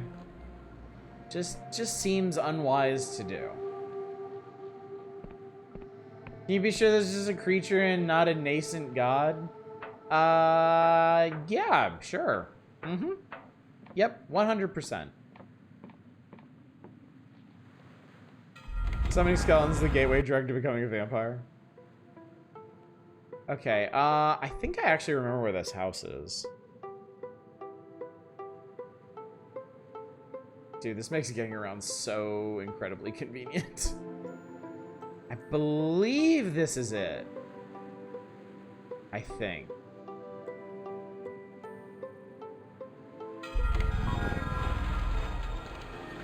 Something has changed. You're goddamn right something has changed.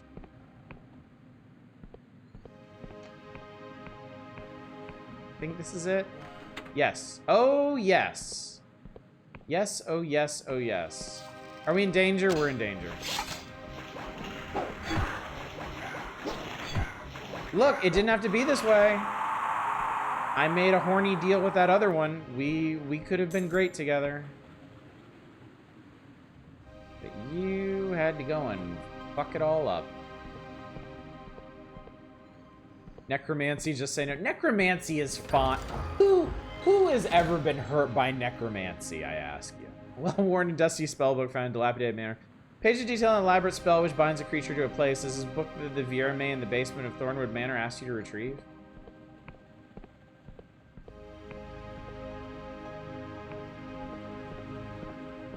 Boy, it's a good thing this this anchor's so long. Also, can I get in here? Alright, apparently I've already been in there. Also, give me another one of these little squirming goblets. Just as a treat.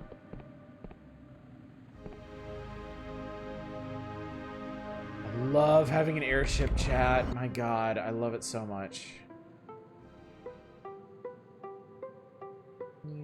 I really want to upgrade it now, too.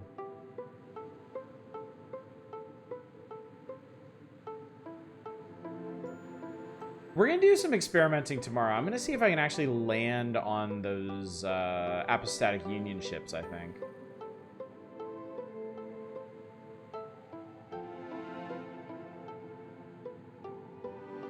Whee!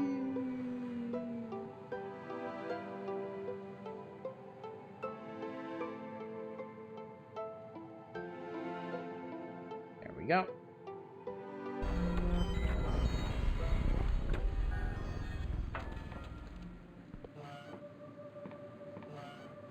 Seems like blood spatter took a little bit of damage. I hope he's gonna be okay. Whee!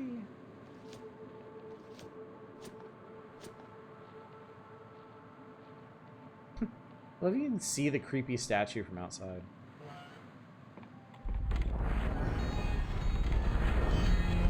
Whee! Alright, friendo, I'm back. You have returned! I brought the spellbook. I'd worried it was lost. This is an exquisite gift, mortal. Virame flicks to a certain page of the book and tears it free. She speaks a flurry of cipher, and the air turns cold. The sound reverberates in your mind like 1,000 glasses smashing. Oh, I feel it already. A great weight has been lifted. I have my freedom, and you have my sincerest thanks.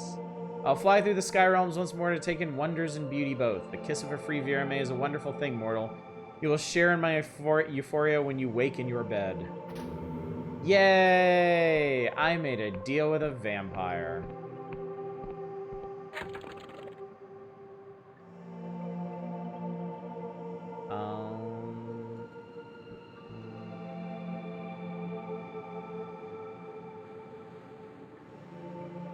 Not much left.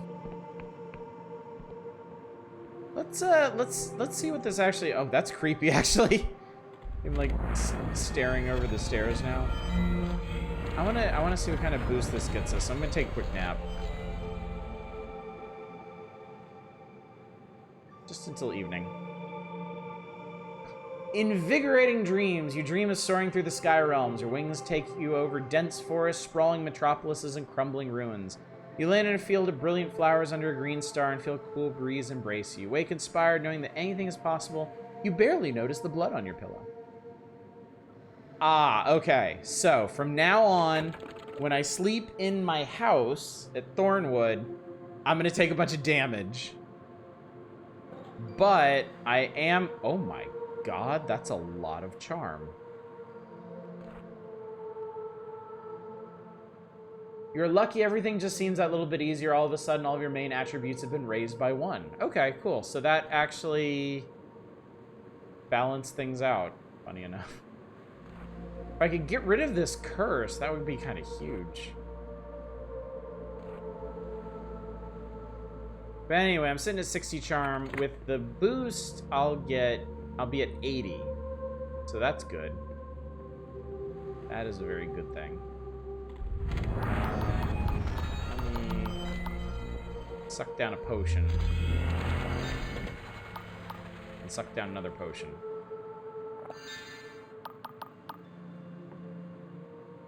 Alright, chat. I think that is going to do it for tonight. I think we've accomplished a huge amount tonight. A truly massive amount. Have you talked to any figure of power about the curse? I have not. No. We're gonna. I think hopefully we can work that out tomorrow. But yeah, I've been down to the surface. I faced Vela. Vela is back with the cradle, and I have an airship. And I finished Thornwood Manor. So, I've already explored one of the outlying islands. Actually, 2 of the outlying islands. I explored this one as well. But turns out we need keys for those for whatever reason. Glad I didn't get a chance to bet against the airship. It seemed like you would have won that bet for a while, but as it turns out. Now that you have the airship, you've successfully made it out of the tutorial portion of the game. So tomorrow night, we will probably explore the southern reaches. Actually, that makes me wonder. Can I actually see any outlying islands from here?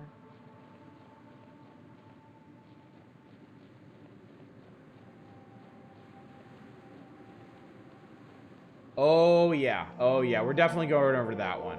That might be the main one that we need to go to. Honestly. There's that one, and then I think there's at least 2 big ones out here, if I remember correctly. Also, it seems like that luck buff doesn't last that long. I thought there was another one.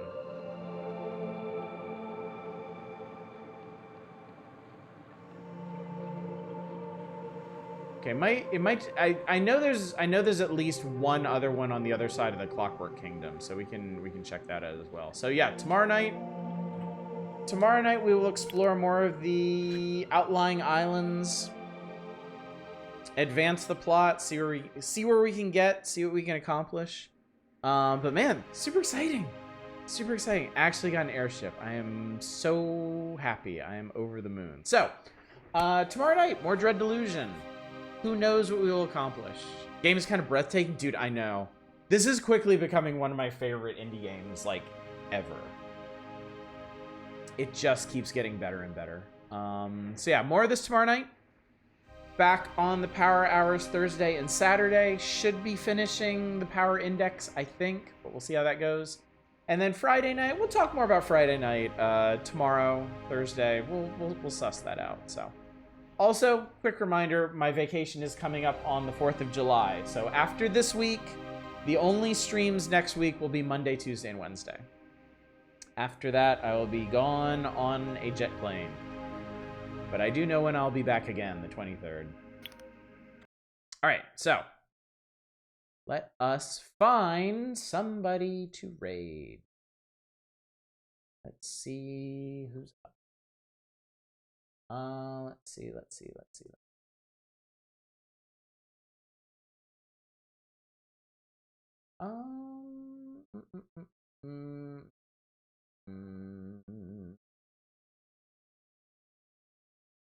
Not too many people I know up right now. Dama is up. We raided them yesterday. We can raid them again. I think that's fine. I think that's perfectly acceptable. So, anyway, gang, thank you so much for coming out tonight. Thanks for joining me for more Dread Delusion. Man, this is just so exciting. It is so exciting to be this far into it and still discovering all kinds of new stuff. I can't wait until tomorrow night. I wish I could just go to sleep for like 20 hours and just get up and stream this again. So, but alas and alack, real life takes precedence, unfortunately. So, hopefully I will see you tomorrow night for more Dread Delusion. But until then, as always, y'all take care. Bye, everybody.